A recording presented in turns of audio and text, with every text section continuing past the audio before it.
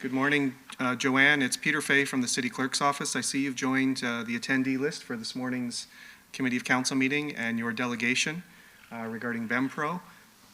We just see at the moment that your microphone is not configured. Your audio is not configured with the WebEx platform. So you'll need to ensure that your computer and WebEx are talking to one another. If I'm presuming you can hear me, but if you hover your mouse over the bottom third of the WebEx window, if buttons do not appear, they will appear with your mouse. Hover over. And the one on the far left is a microphone, or it may show as either a microphone or a telephone receiver. There should be a little arrow next to that. You can click on that, and then there's some settings in there to configure your audio settings to make sure that they are working, and then we'll test your audio for today's meeting. Right now, we cannot, your audio is not active, so you will not be able to use your microphone or speakers for today's meeting. So we need to get that resolved.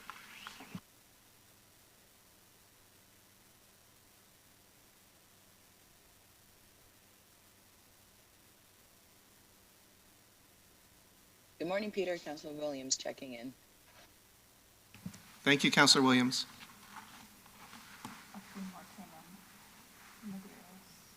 Medeiros came in? Okay. Councillor Medeiros. Councillor Paleshi came in.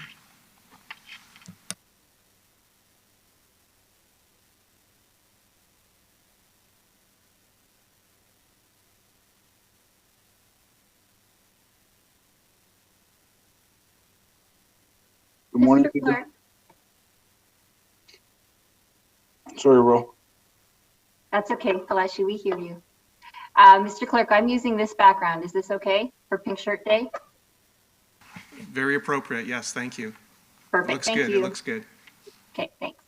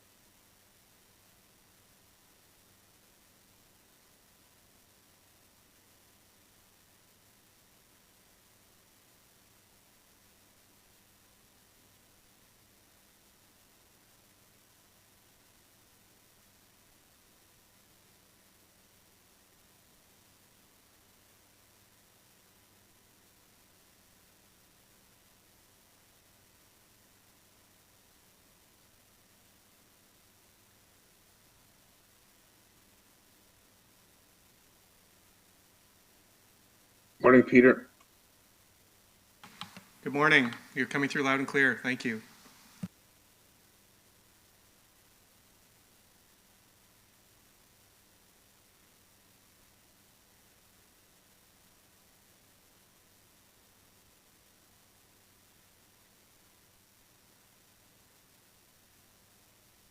Are you over the loss yet, Peter?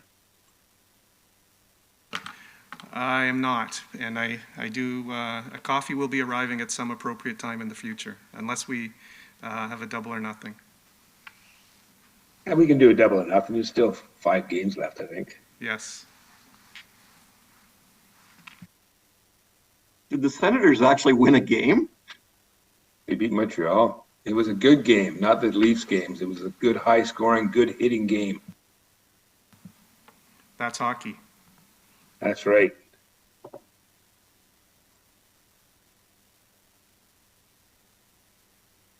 The Sens are so bad, they should be in the ECHL. Easy.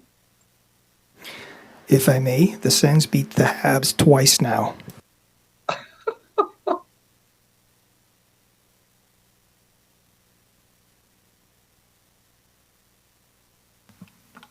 Good morning, Joanne. It's Peter Fay from the clerk's office. I see your audio is now connected, so we're just going to unmute your mic, and I'm just going to test your audio. Thank you. Hi, Joanne. Can you just, I think I just caught you Yep. at the tail end. Good morning. Good morning. How are you today? Good. How are you? I'm well. How is our audio? Do I need to adjust it all at my end? It is perfect. So, Okay, very good. so when we get to your delegation, we'll bring you into the meeting as a panelist, and then you will have independent control of your microphone. Okay. Should you wish to use your video, that we'll leave that to your discretion. I think we have a slide deck that you're going to be going through. You can just say next slide and we'll advance the slide, but the video is at your discretion. Very good. And I wouldn't mind testing the video right now. I'm quite comfortable with it. Okay, so what we'll do is we're just going to bring you in as a panelist, so just Okay. stand by momentarily. And it's not letting us bring you in as a panelist. So there seems to be a technical issue. Okay. Just bear with us one moment. Certainly. Thank you.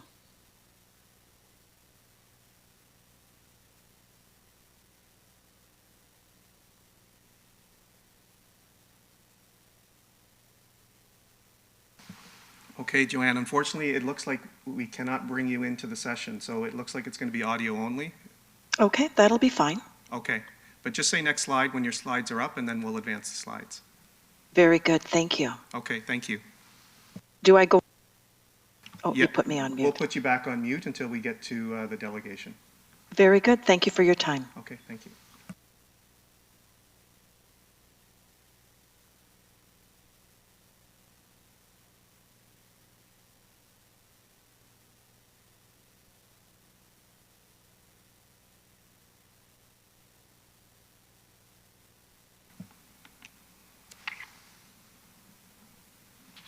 So Chair Santos, it is 9:30. We do have, I believe, a quorum present, and we'll confirm that through roll call, and we can proceed to start with today's meeting.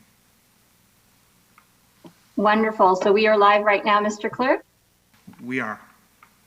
Thank you very much, and good morning, and welcome to our virtual meeting of Brampton's Committee of Council. It is Pink Shirt Day, so I hope that everybody is wearing pink today in support of this important day. We will begin the meeting with the City Clerk calling the roll for attendance at today's meeting. Members of committee, I will call your name. Please indicate your presence. Councillor Vasante.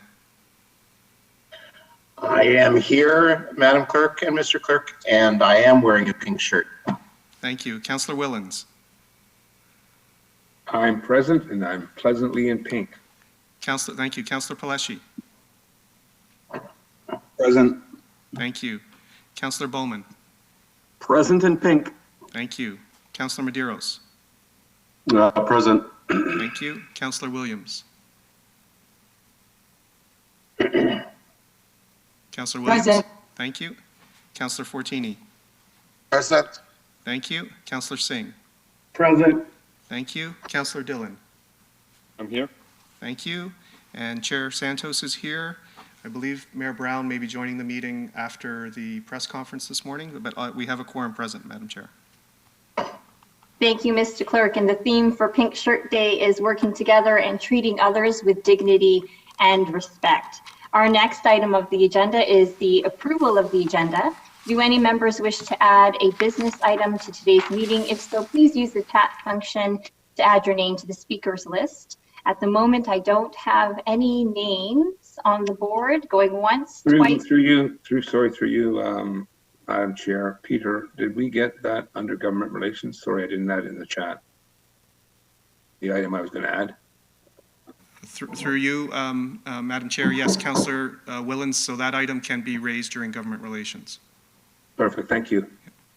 Thank you, Councillor Willens. Councillor Dillon. I'd like to add a discussion on the Brampton Beast. Thank you very much. So noted. Anyone else would like to add anything to the agenda? Okay. I see no one else. I have a motion moved by Councillor Willens to approve the agenda. Instead of seeking a recorded vote, I will ask if there's anyone opposed. Is there anyone opposed to the amended agenda for today? Councillor Bowman has opposed. So noted by the clerk. But that motion carries. Meetings of Municipal Council are to be open for the public for transparency and accountability, and our meeting will continue to be as well, with a few precautions and limitations. The public can still access and participate in the meeting in a number of ways, watching this meeting remotely through the city's live stream and playback of the archived video stream, registering with the City Clerk's office as a virtual delegate to participate in a meeting, or submitting questions about the agenda, business, and decisions made by Council today by emailing the clerk at cityclerksoffice@brampton.ca with your question, which may be read into the public meeting record during the 15-minute public question period before the end of the meeting. Our next item of the agenda is declarations of interest under the Municipal Conflict of Interest Act. Do any members of Council have any declaration of pecuniary interest regarding the Municipal Conflict of Interest Act on any item being discussed today? I see no councillors there. Seeing none, the clerk will so note for the meeting minutes.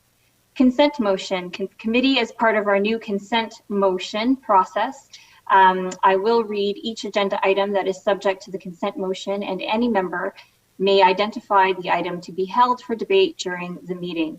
Any item not held for debate will be considered as part of the consent motion and voted for on approval. Any of the following agenda items will not be subject to the consent motion for approval. Announcements, delegations, presentations, added new business, member discussion items, member question period, public question period. And so I will now start reading the relevant agenda items, and members can identify any items to be held for debate. Okay, for the community services section, item 8.3.1, minutes, Brampton Sports Hall of Fame, committee February 4th, 2021. No holds. Legislative services, 9.4.1, correspondence from Brampton NDP MPPs Gaurav Singh, Kevin Yard, and Sarah Singh, dated February 10th, 2021, approval of cannabis stores in Brampton. In consent. There's nothing in economic development. Corporate services section.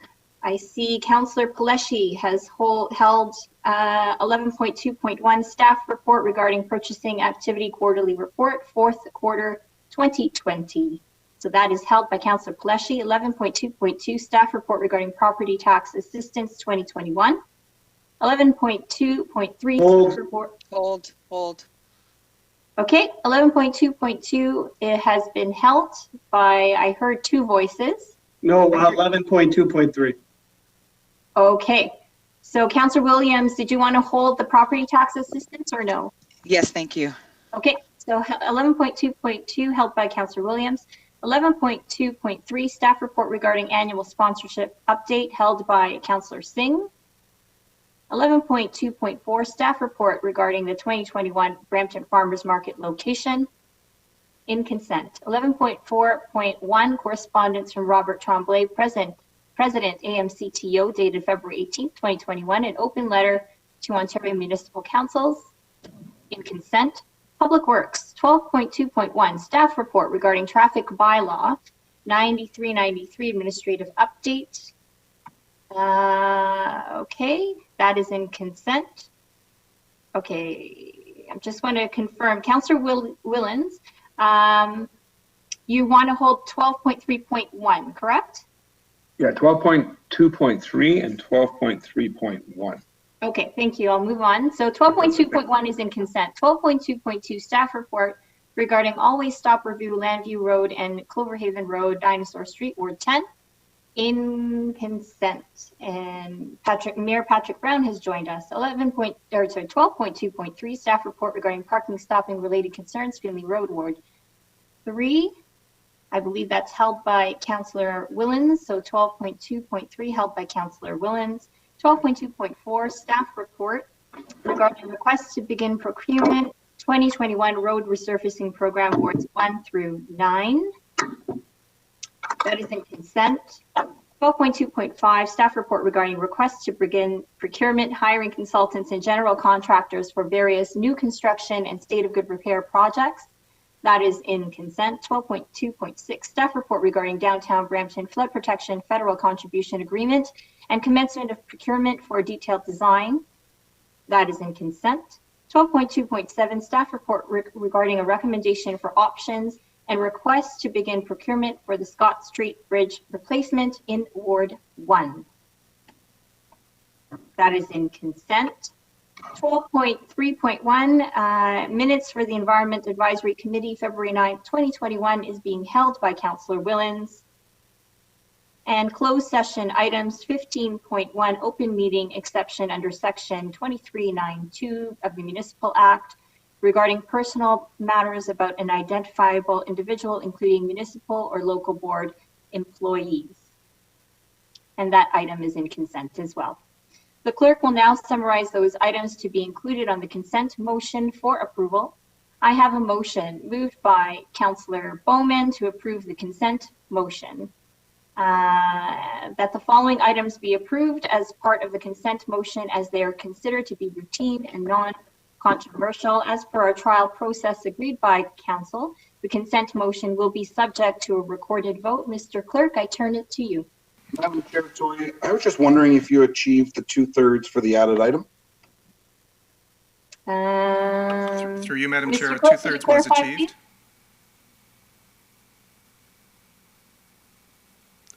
Madam Chair, so at approval of the agenda, there was a request to add one item on the Brampton Beast, and a vote was taken, and there was no objections, save and except for one member who indicated in the chat. So the 2/3 vote was achieved. Oh, I added my opposition to the vote in the chat as well.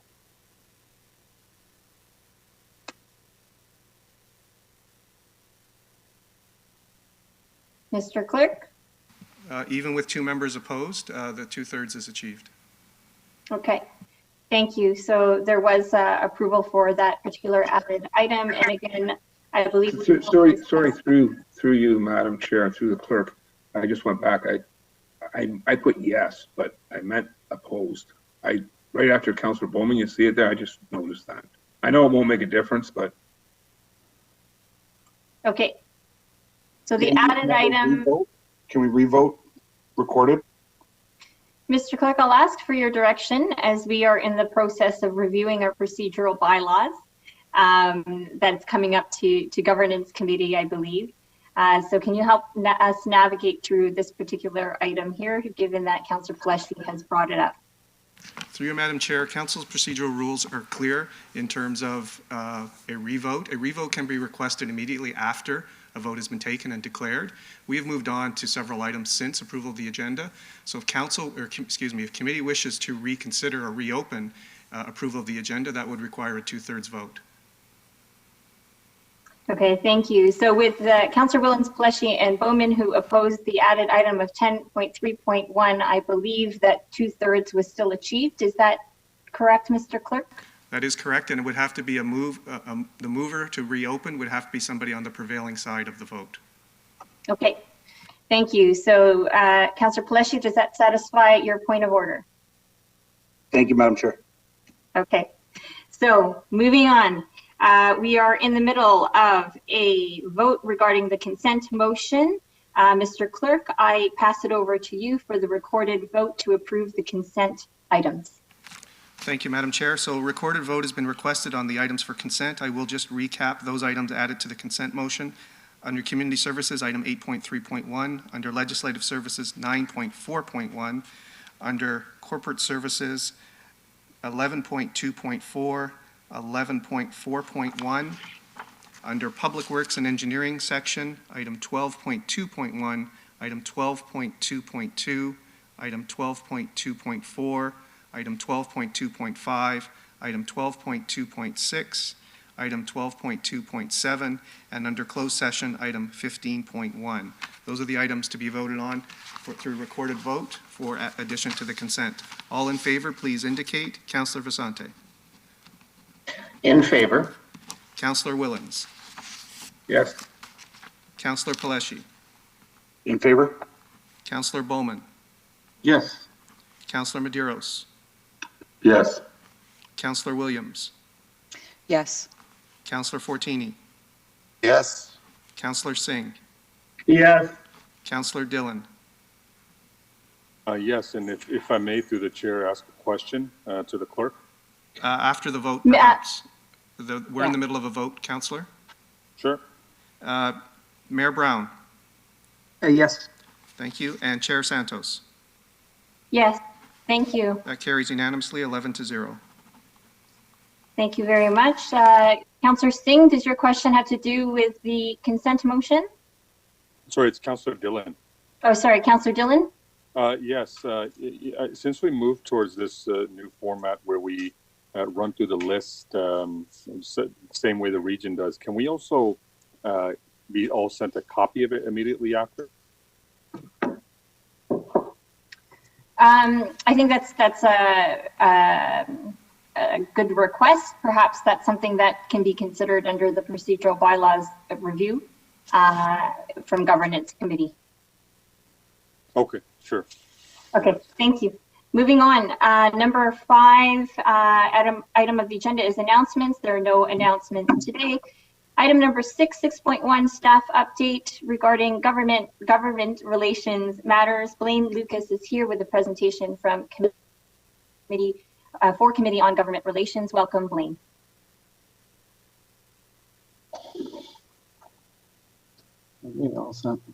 Thank you, and through the chair, I'll begin with an update of a review of the Regional Appeal Council meeting scheduled for Thursday, February 25th. We could move forward to slide number 2, please. The agenda was reviewed with the objective to highlight items related to the City of Brampton. Staff from the Public Affairs team have reviewed the Council agenda for any comments or recommendations.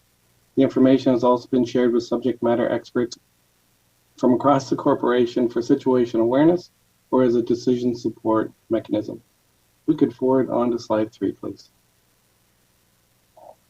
Alrighty, I'd like to highlight item 7.1, a delegation from the Brampton Cycling Advisory Committee to request consultation with respect to road projects to be viewed from an active transportation perspective.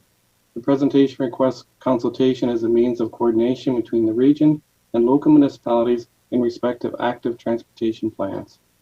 The regional agenda item was reviewed by the Planning, Building, and Economic Development team, our department, and it was confirmed that city staff are consulted on regional road projects, and they, in response, provide the Brampton Cycling Advisory Committee with updates. We could move forward, please, to the next slide. Alrighty, so slide 4 to 6 addresses item 16.1. It is correspondence from the Director of the Ontario Region of the Impact Assessment Agency of Canada. The communication provides notification of a project review process for the provincial GTA West project in consideration for a federal environmental assessment under the Impact Assessment Act. Affected municipalities are invited to provide input by Wednesday, March 3rd, 2021 via written submission. And if provided, the information would be addressed from our Building, Planning, and Economic Development Department. If we move on to the next slide, number 5. The next slide provides Council with an update on the provincial environmental assessment process for the GTA West corridor, including the revised technically preferred route, which does reflect the city's request that the highway through Heritage Heights be converted to an urban boulevard. As part of the provincial environmental assessment, it is expected that Public Information Center on the preliminary design of the corridor take place in the fall or winter of 2021. The province is also conducting a study to identify and protect a corridor of land for future electricity infrastructure in the Northwest GTA. We'll move forward to slide 6. I'll give you a map. The map on slide 6 provides an overview of the 2020 technically preferred route.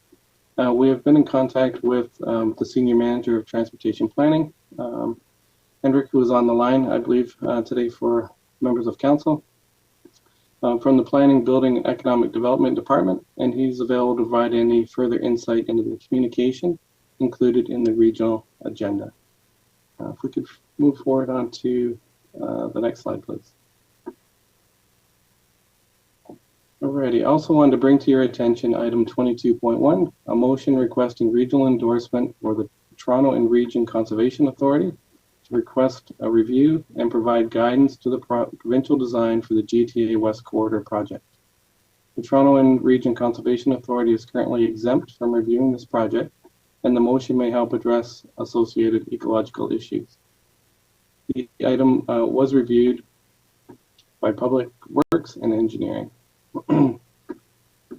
We could move forward on to slide number 8, please.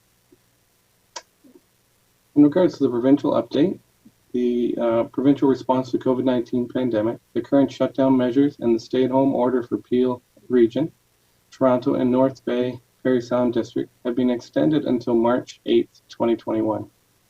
The province has launched a 60-day consultation regarding expansion of the greenbelt.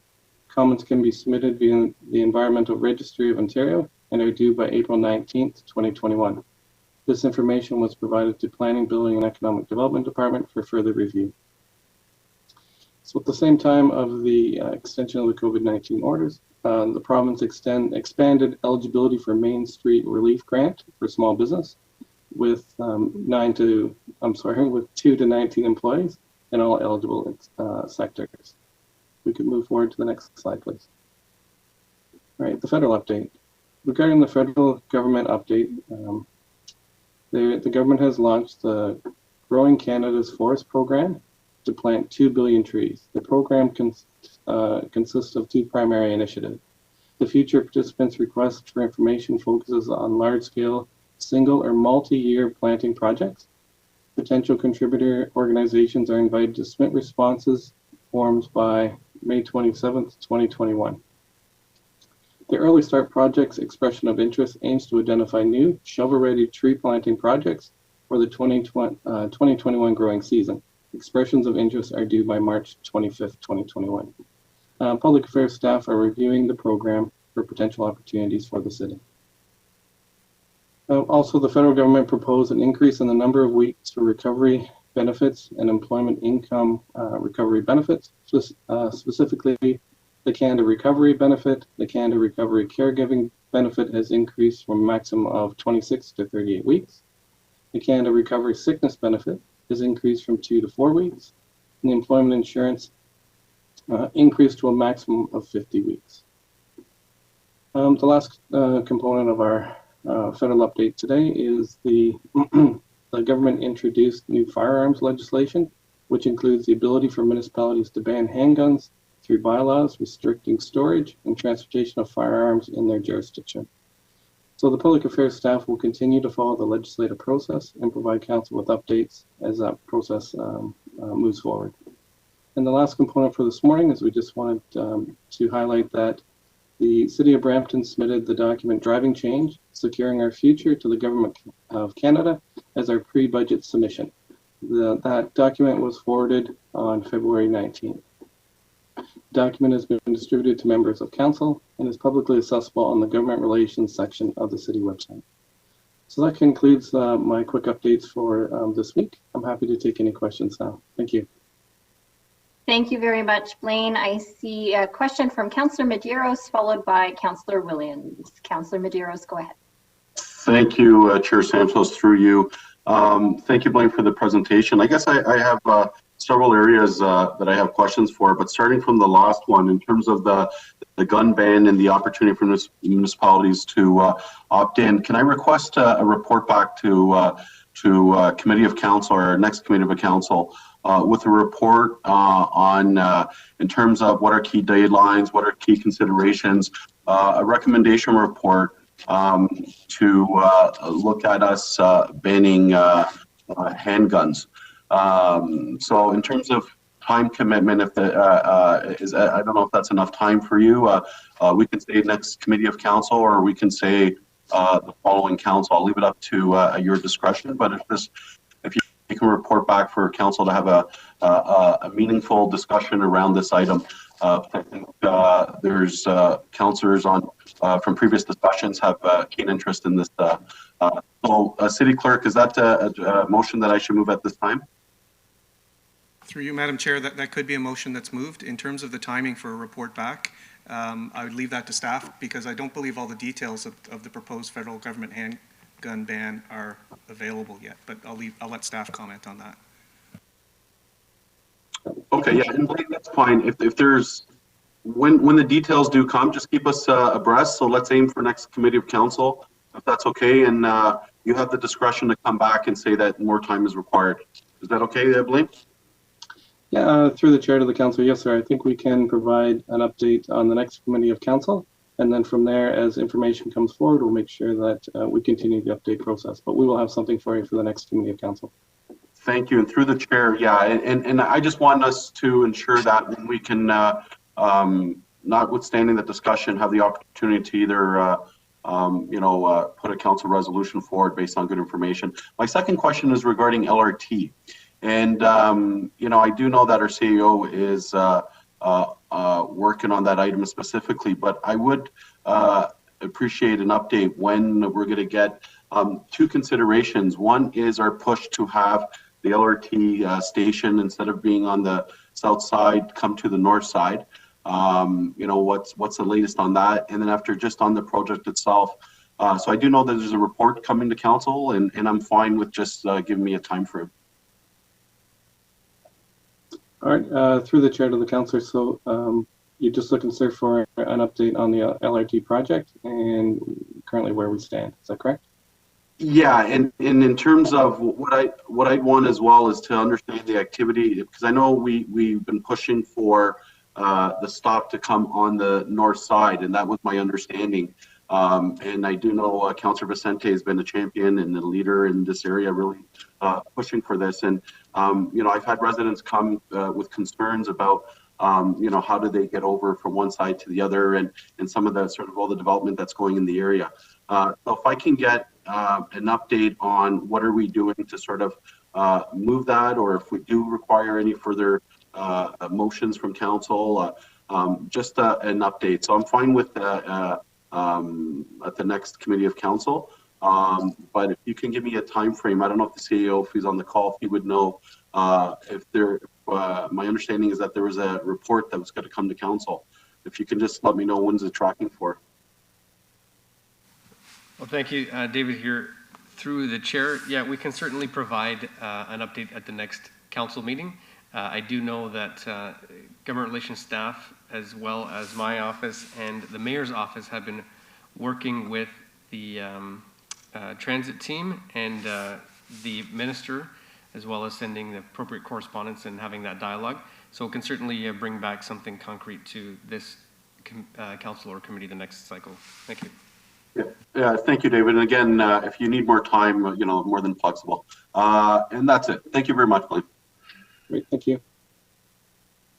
Thank you, Councillor Majeros. You look great in pink today. Councillor Willens, followed by Councillor Paleshi. Councillor Willens, go ahead.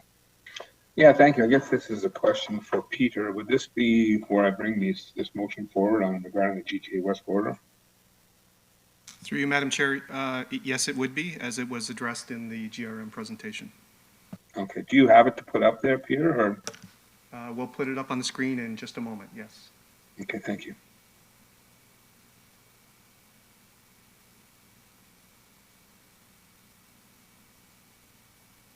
Okay, that's perfect. Great, thank you. It's this is something that you're probably going to see come, fellow councillors, from. I know Town of Caledon has submitted this already. I believe Mississauga is going to today's meeting, where they're meeting down there. So I don't need to go through the whole thing. You can take it as read, but guess the important part of it, the bottom part is, whereas a federal environmental assessment represents key opportunities for enhanced oversight of the GTA West major transmission corridor, and I'll just read it there. Therefore be it resolved that the City of Brampton requests the Government of Canada to conduct an environmental impact assessment of the proposed major transmission corridor, including the boulevard option. And that's the important part, to get that boulevard in there. And that a copy of this motion be sent to Prime Minister Justin Trudeau, Minister of Transportation Carolyn Mulroney, Minister of the Environment and Climate Change Jonathan Wilkinson, all members, all Brampton MPPs and MPs, and Mississauga, Caledon, and Peel councils. So it's just pretty much straightforward. I know Councillor Pleshy may want to speak to it. That's all I want to put this motion for, but I'll allow before we vote if any councillors want to any questions on it, or if Councillor Pleshy wants to add to it, as we are the ward councillors. Thank you. Thank you, Councillor Willens. We have a motion on the floor put forward by Councillor Willens. Do any members oppose the motion? Recorded vote, please. Thank you very much, Councillor Medeiros. There's a recorded vote. Mr. Clerk, I turn it to you. Recorded vote has been requested on Councillor Willens' motion. All in favor, please indicate. Councillor Vicente. Yes. Councillor Willens. Yes. Councillor Paleshi. Yes. Councillor Bowman. Yes. Councillor Medeiros. Yes. Councillor Williams. Yes. Councillor Fortini. Yes. Thank you. Councillor Singh. Yes. Councillor Dillon. Yes. Mayor Brown. Yes. Chair Santos. Yes, thank you. The motion carries unanimously, 11-0. Thank you very much. Next is Councillor Paleshi, followed by Councillor Medeiros. Thank you, Madam Chair. Thank you, members, for supporting that motion. Truly, it is in the best interest of not only the environment, but Brampton as a whole. Just with respect to Councillor Medeiros' motion on handguns, we've had the discussion prior in the past, and there was a lot of questions that had come out of those discussions. One of the main questions that keeps coming up with me is getting Peel Regional Police involved with the information that comes back to council, so we can make the best informed decision.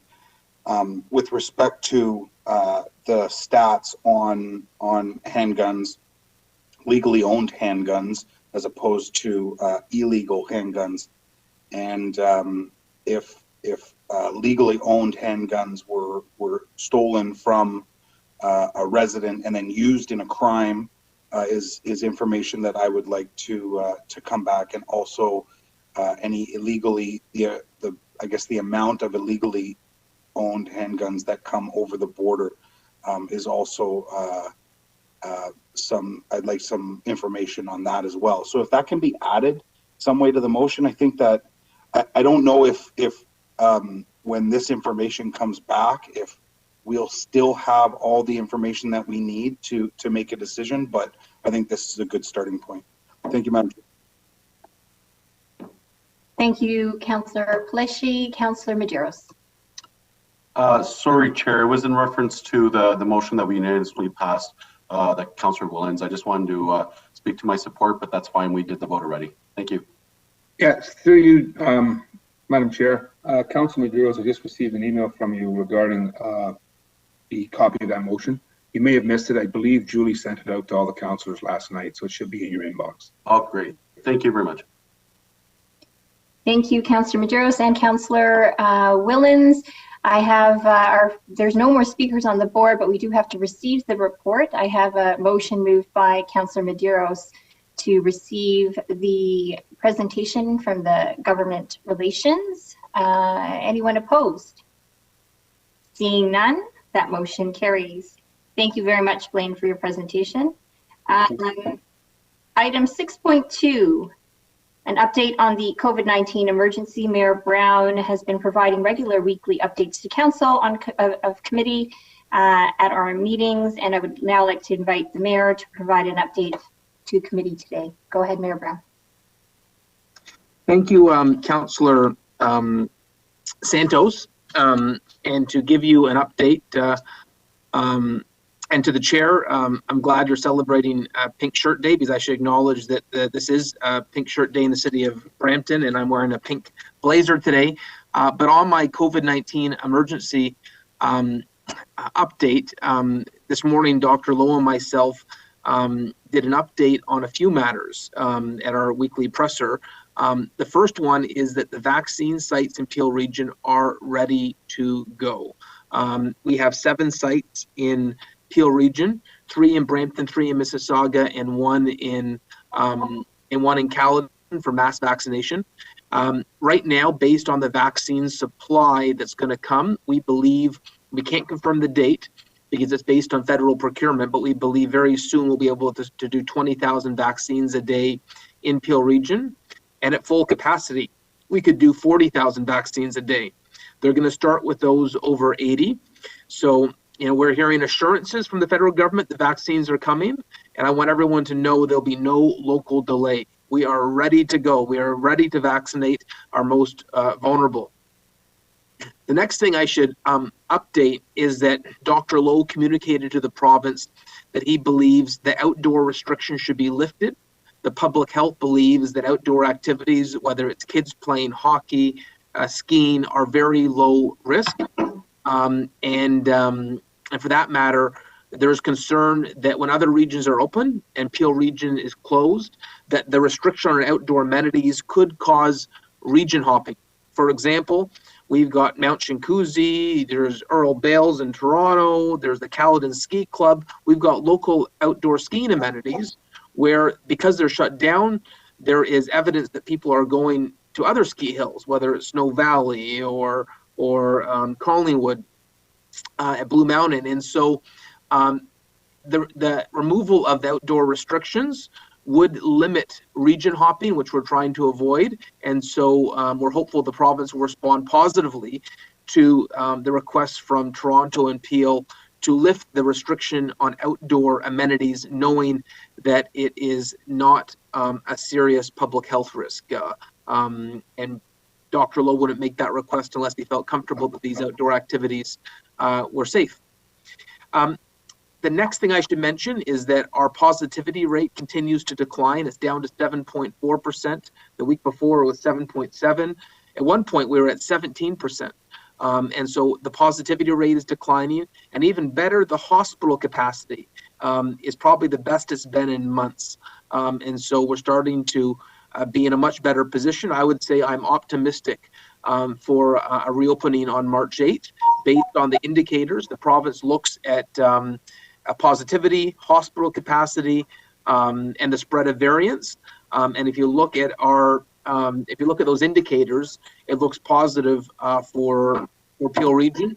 I should also mention I've had a lot of businesses call me frustrated that their voice has not been included in the public health discussions on closures. And so I have arranged with Minister Prabmeet Sarkaria to do a small business roundtable and to hear their concerns with Dr. Lawrence Lowe. So small businesses that are interested, if they want to contact us, and we can add them to the roundtable agenda.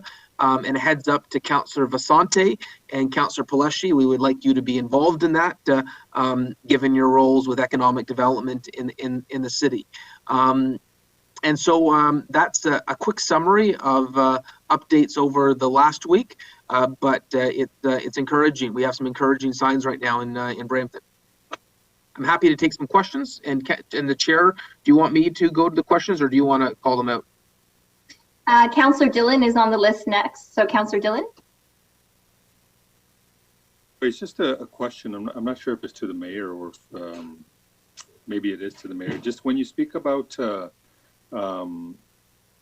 outdoor activities, we've had a number of events in the city, and we had a discussion with PRP and our bylaw staff as well on what some of the next steps could be for them, because they've we kind of let them know, listen, we don't recommend that they continue to protest during the lockdown. Would the protests still be allowed under, this request that we're making, and are they included? So Dr. Lowe's submission to the province wasn't in relation to protest. It was sort of outdoor sporting activities. That there was concern that if outdoor health activities are closed in Peel and Toronto, but not closed in adjacent regions, it will cause region hopping. And in the case of there being closures of restaurants or small businesses, it was based on public health advice that people indoors can spread the virus. The closure of outdoor activities wasn't based on public health advice. It was out of worry that you'd have 50,000 people from the GTA going up to Collingwood. And so given the fact that the public health doesn't believe there is a significant risk with these activities, to mitigate region hopping for outdoor activities, the thought was that aspect of the lockdown could be lifted earlier than the 2 weeks. Thank you. And so I guess I'll have a discussion with Dr. Lowe as well, and in our PRP team and in bylaw, just because it's been brought up by some of the groups that were protesting. There was a number of different types of protest, and some of the concerns that they had, questions they had. They said, if people can skate during the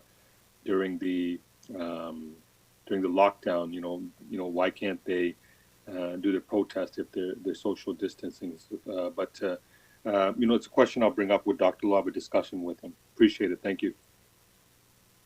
Thank you, Councillor Dillon. Councillor Bowman, you're next.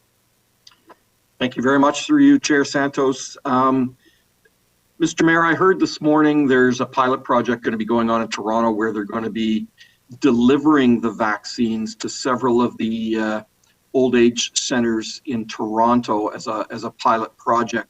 Have we thought of anything like that, or is there any plans like that for places like Holland Christian Homes where you've got 400 to 500 seniors all in one location rather than having them leave to go to a different location?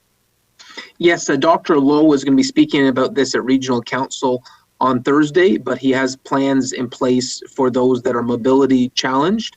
And a good example of that would be seniors in residences where they may no longer require a car. And so I think the Holland Christian Homes would be an example where many of the residents there, have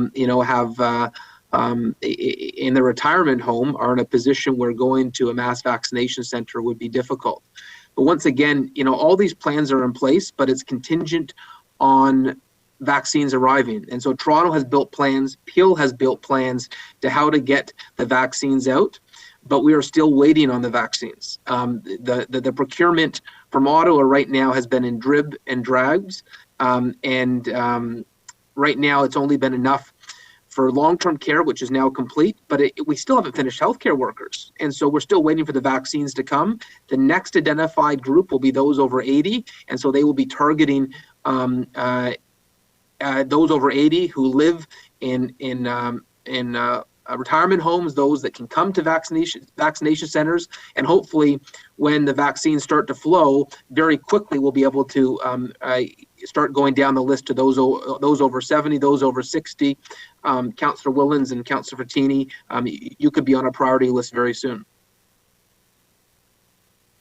Thank you. Thank you, Councillor Bowman and Mayor Brown. I see no further questions on the board for the mayor. I have a motion moved by Councillor Dillon, to receive this update, that the update from Mayor Brown regarding COVID-19 emergency to the Committee of Council meeting of February 24th, 2021 be received. Is there anyone opposed to this motion? Otherwise, your vote will count in the affirmative. I see no opposition. That motion carries. The next item is public delegations. Item 7.1, delegation from Joanne Rapocchio, VP of Operations, BEMPRO Global Group, regarding an overview of the impacts of COVID-19 on BEMPRO Global Group. Welcome, Joanne. You have 5 minutes. Thank you. Good morning. Do we have good sound check? Yes, we hear you. Very Thank good. you. Thank you, Madam Chair. Well, good morning. My name is Joanne Rapocho. I'm the VP of Operations for the Bempro Global Group. Thank you for the opportunity to share our experiences with Council. I'm delighted to be here to tell you a bit more about our company and our journey progress through this COVID period. In preparing my notes, I've gone over 5 minutes a little bit, so if it's okay, I'd like to ask for an extra 3.5 minutes. Are any members of Council opposed? Okay, moved by Councillor Willens. Go ahead. You have Thank you very much. 3 minutes. Thank you. Family owned and operated, Brampton-based Bempro Global Group operates out of 125,000 square feet and currently employs 100 people. Bempro is recognized and respected for our passion to a challenge and is built on a strong tradition of innovation. When you walk through our manufacturing doors, you quickly sense state-of-the-art technology and innovation through engineering and design. Bempro Global is an amalgamated or recently amalgamated group of companies that cater to 3 different aspects of industry. Next slide, please. BMP Metals is the main division. Next slide, please. A fully integrated ISO 9001 certified advanced metal manufacturer. We offer a full range of specialized services. Next slide, please. From engineering design to full sheet metal robotic, automated, conventional fabrication, CNC machining, 3D plastic printing, complex robotic welded assemblies, to full contract equipment manufacturing. Next slide, please. We're hardcore advanced manufacturers. We do it all out of metal and more. And if our customers need a turnkey, intelligent, purpose-built electromechanical assembly, we do that as well. Next slide, please. We're proud of our lights out production capability. Equipment can run unattended and transition through a range of products, material types, and complex profiles. BMP proudly supplies and services a wide range of customers in the military, telco, industrial automation, clean tech, medical, nuclear, transportation, and traffic circulation industries. Next slide, please. Cable Talk Systems. Next slide, please. Established in 1992 as a pioneer in the voice and data industry. Next slide, please. Cable Talk is a fully integrated operation specializing in the design and distribution of communication enclosures and equipment for modern network systems. Next slide, please. A brief overview of our products. And the next slide, please. Our design capabilities. And the following slide, please. Quick overview of some of the customers who have tapped into our design and full rollout. Next slide, please. ClimateWorks is a global supplier of appliance-grade precision cooling solutions to mission-critical heat loads. Next slide, please.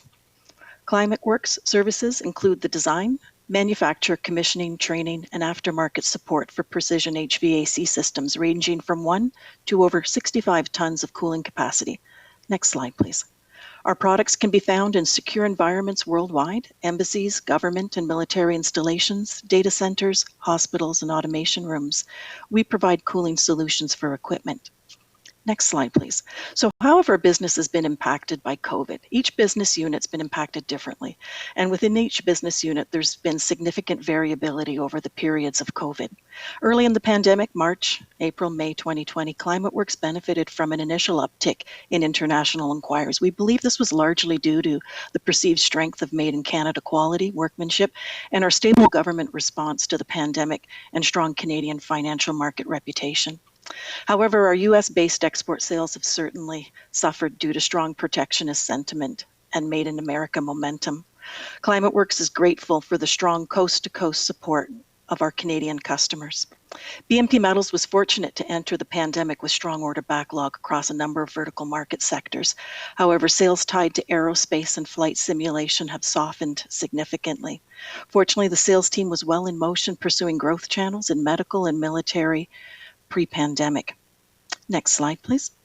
So BMP pivoted early in the pandemic and developed a number of new products to support close contact work. The images in the presentation show close contact devices rolled out to McDonald's restaurants nationwide. BMP's pursued medical sector air purification systems, and we've developed a number of sheet metal machine 3D printed components for safe COVID workplace devices. With respect to preparing to emerge strong and relevant post-pandemic, we have a strong focus underway on digital transformation and continued investment in automated equipment. We have a dedicated core team that reaches into different aspects of the organization to optimize the digital data thread and business processes. We strive to transform our paper-based processes and standalone data pools into a digitally connected manufacturing environment. It's critical that BEMPRO be efficient, lean, and digitally savvy relative to our competition post-COVID.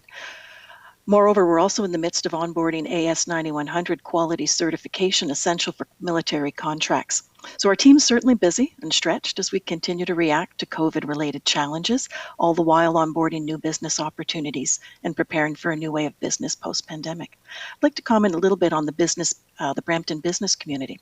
I particularly want to highlight the importance of the strong working relationship between the Brampton Board of Trade, City Council, and the Planning and Economic Development Department. In particular, I want to thank the group at Economic Development for their ongoing support, matchmaking, access to curated digital transformation and emerging technology sessions, introduction to federal and provincial economic development counterparts, as well as international trade commissioners.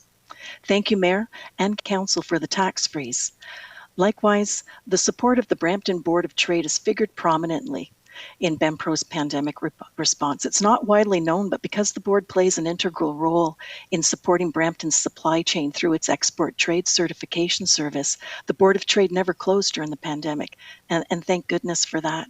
As an example, ClimateWorks products have international reach into various jurisdictions that have unique trade certification requirements, and we tap into those services often offered by the board for many of our exports into South Central Americas, Africa, Middle East, and Asia. So Brampton businesses, particularly small businesses, found the board's strong advocacy, its relevant expert insight, and agile programming as a source of consistent encouragement needed to meet day-to-day challenges. I know in our case, the board was instrumental in helping us attain test results in a timely way to allow the successful completion of our latest technology investment. It feels like much longer than a year ago, but looking back to March 2020, we had to deal with an on-site commissioning team from Finland setting up a $2 million piece of lights out equipment. The team was repatriated back to Finland prior to setup and training. We had to work through a number of different hurdles to safely complete commissioning training, and the Brampton Board of Trade's support was very appreciated. Thank you to the Board of Trade, and thanks to Council for its strong working relationship with the Board of Trade. And the final slide, please. So in conclusion, I have a few comments and requests. The day-to-day effort to adjust our business to COVID-19 protocols is significant. Please be mindful of the regulatory burden that can stymie economic recovery. The demands on our HR department have been tremendous to support COVID workplace guidance. Team's done an amazing job keeping our employees and families safe. Please be mindful not to pass or support bureaucracy red tape tied to COVID workplace compliance that will overburden our organization. Support local post-secondary institutions. In particular, we're concerned about the access to skilled trade, skilled labor, Q3, Q4, and we're definitely managing an uptick in demand while still light on staffing at the front end and back end of our business. Access to skilled trades was a challenge pre-COVID, and we're concerned about inflationary pressures. Continue to support current local post-secondary institutions for skilled trades programming. Strengthen local procurement policy. Made in Canada, made local, continue to look to municipal buying practices, structural limitations to highlighting local capabilities while ensuring competitive pressures for SMEs to build efficiencies. This is a big systemic undertaking. We recognize that, but respectfully ask that it not be pushed aside. And my final point, the vaccine rollout planning base.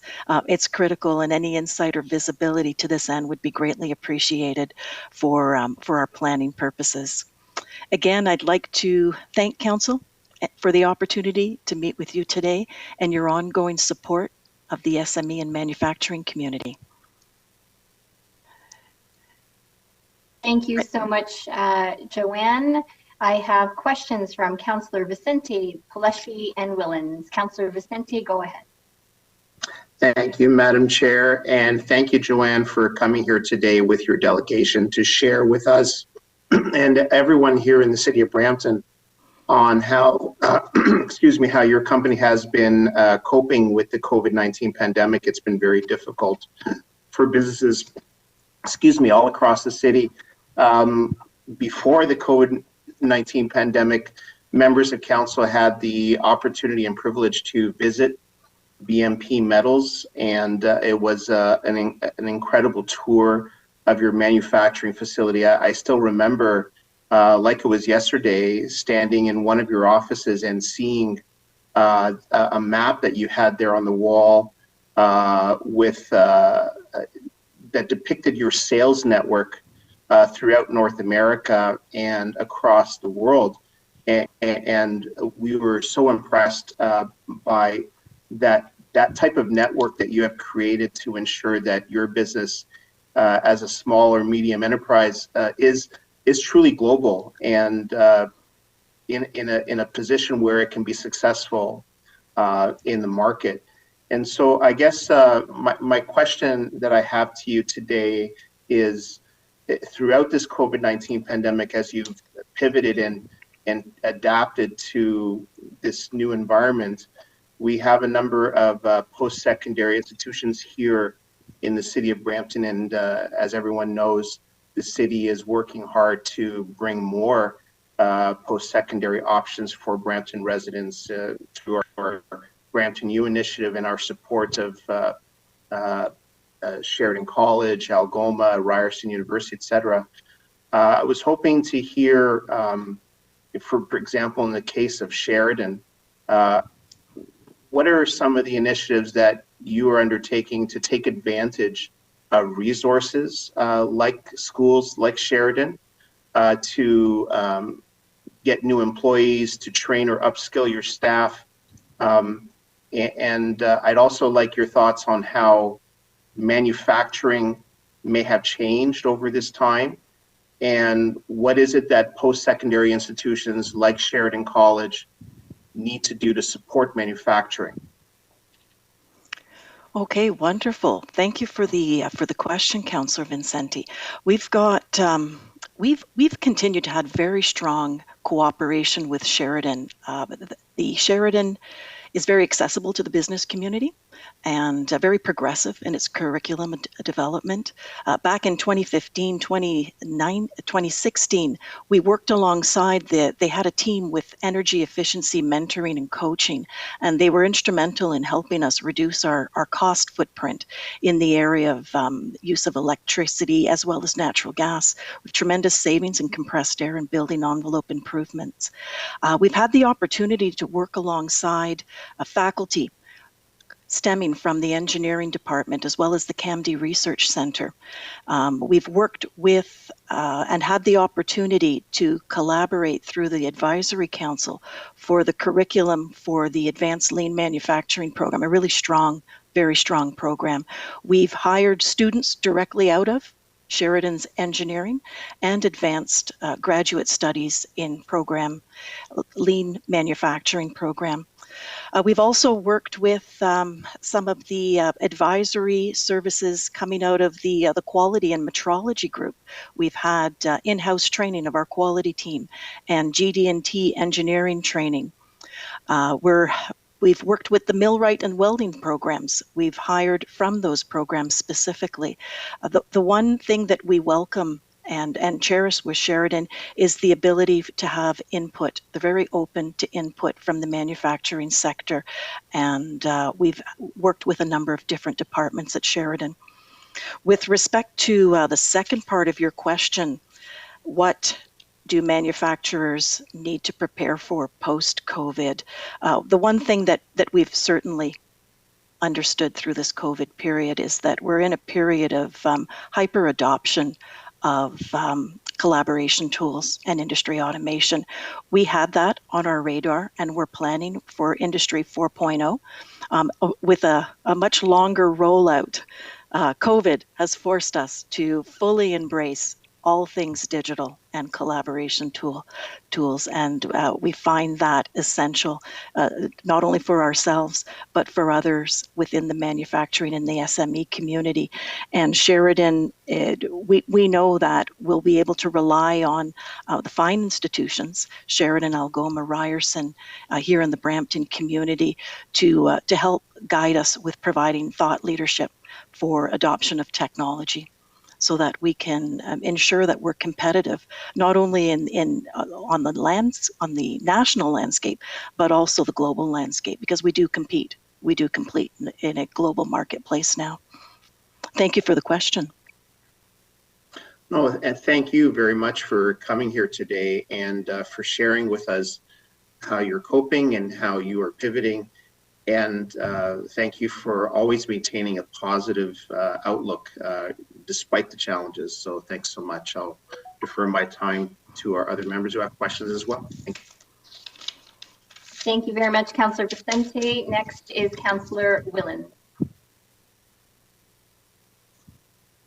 Oh, I guess the councillor, well, I should take the name off the board. Yeah, he did. Yeah, just quickly. Yeah, thank you, Joanne, for coming in again. Councillor Williams here. Nice to hear from you.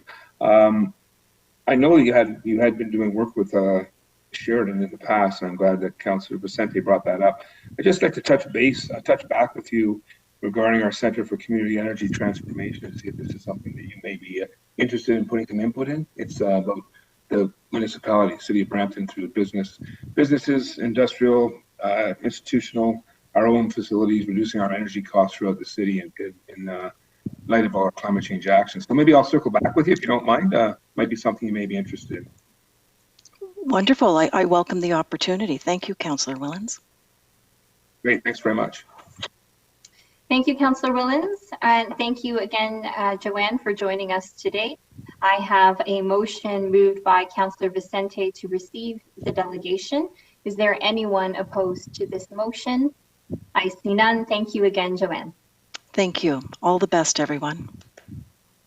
Our next item is 7.2, a delegation from Sina Munasinghe, President of the Sri Lanka Canada Association of Brampton, regarding a peace monument for all Sri Lankans. Welcome, Sina. You have 5 minutes.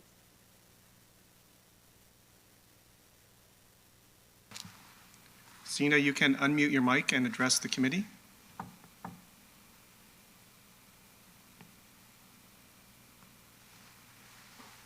Hello, can you hear me now? Yes, we can. Please proceed. Okay, thank you very much. Good morning, His Worship Mayor Patrick Brown and the members of the Council. I thank you for this opportunity to speak to you today. I timed the presentation to be just over 6.5 minutes. I hope that's okay with you.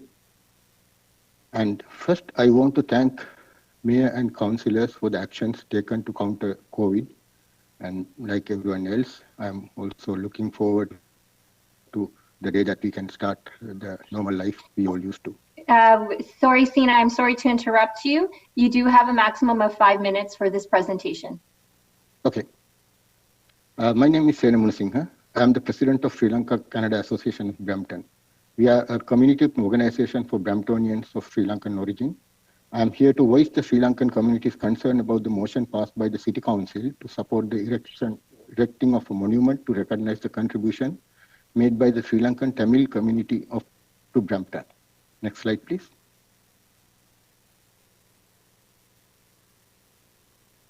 Sri Lankan community in Brampton consists of Sinhalese, Muslims, Tamils, Burghers, and Malays. We are all Sri Lankans. We all have contributed to the culture and the economic prosperity of the city. The armed conflict in Sri Lanka has impacted all of us the same way, irrelevant of our race, religion, or any other difference. We migrated to live peacefully, not to import foreign conflicts of yesterday. We are here to promote coexistence, reconciliation, and harmony in the beautiful flower city of Brampton. Next slide, please. I'd like to read the quote directly from Brampton's 2040 vision. The essence of Brampton is diversity, seen and celebrated as a mosaic of people. Next slide, please. I'd like to highlight a few key points of Brampton's diversity. City of Brampton has 4th largest visible minority population. There's 234 ethnic origins and speaks 89 languages. 52.5% population are born outside Canada. Next slide, please. Here you can see the top 10 places of birth for immigrants, and Sri Lanka is in top 10 places with 11,900 living in Brampton. It is on record that there's 4,660 Tamils, so that leaves around 7,300 approximately Sri Lankans and Muslims living in Brampton. Next slide, please. I skipped this slide because it is just a record. So next slide, please. So this is the armed conflict in Sri Lanka. All ethnic groups, Tamils, Sinhalese, Muslims, were equally affected by the 3 decades of conflict. And the armed conflict brought trauma and destructions to all Tamils, Sinhalese, Muslims, and other minority groups all over Sri Lanka. LTT terrorists has massacred 126,000 innocent Sinhalese and Muslim civilians as part of ethnic cleansing. Additionally, 81,000 Sinhalese and Muslims died as results of LTT terrorist suicide bomb attacks. Tens of thousands of innocent Tamil civilians also died during the armed conflict. Next slide, please.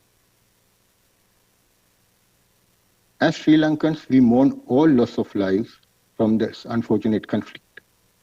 Constructing a monument for only one ethnic group is not reflecting the City of Brampton Vision 2040, Leaving the Mosaic.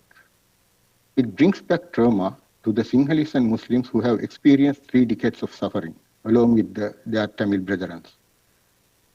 As you know, Brampton is a shining symbol of Canadian cultural mosaic and peace, where all ethnic groups are living peacefully while enjoying their cultures. So let's keep it that way. Next slide, please. So this slide tells it all. It's inclusivity. We are stronger together. Next slide, please. Next slide, please. Can you put on the next slide? SLCAB requests to build a peace monument inclusive of all ethnic groups from Sri Lanka, Sinhalese, Tamils, Muslims, and others affected by armed conflict who have made Brampton as their home and who also made significant contributions to the City of Brampton's growth in the areas of business, arts, and culture. Next slide, please. Sina, you have 30 seconds. Okay. SLCAB requests the City of Brampton to work with Sri Lanka Canada Association of Brampton and other community organizations to locate a sufficient large park or facility, including consideration of inclusive park if feasible, to construct a peace monument to recognize the end of armed conflict on May 18, 2009 and the dawn of peace in Sri Lanka. Next slide, please. Next slide. This is a rare moment in Brampton's history to bring a lasting peace upon the Sri Lankan community living in Brampton. If you take the right steps toward peace and harmony today, I am sure it will be leadership by example to all communities across the world. I request you to take that action with conviction and pride. With your support, we can unite the community in Brampton and not divide. On behalf of Sri Lankans living in Brampton, I thank you for your time. I am happy to answer any questions. Thank you. Thank you very much, Sina. I have questions from Councillor Medeiros, Mayor Brown, and Councillor Singh. Councillor Medeiros, go ahead.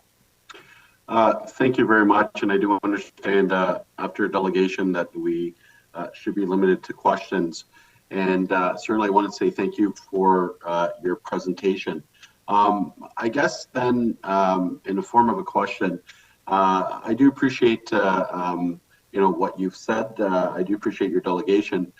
Just as a reminder as well, and maybe I'm not sure, I don't want you to comment as well, but if we think about the fact that not only this council, but up to the Canadian Prime Minister, parliamentarians from the federal government, provincial government, they've all condemned what happened at Jaffna and with the destruction of the Tamil genocide monument.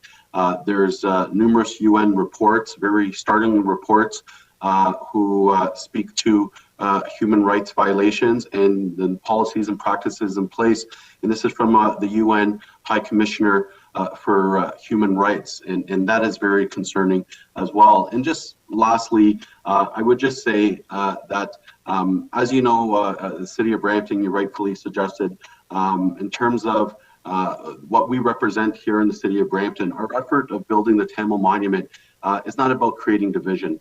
It's really about letting people heal their wounds. It's about building a better society. It's a strong message that authoritarian regimes and their supporters, in terms of strengthening Canada's efforts towards protesting human rights, and we do that right here in the City of Brampton. And we will always speak up, I think, against these forms of tyranny specifically. And the most important aspect of this was that truly this really impacted our local Brampton Tamil community in such a way that I was moved, and I think this council was very moved as well, knowing what the pain and suffering they went through.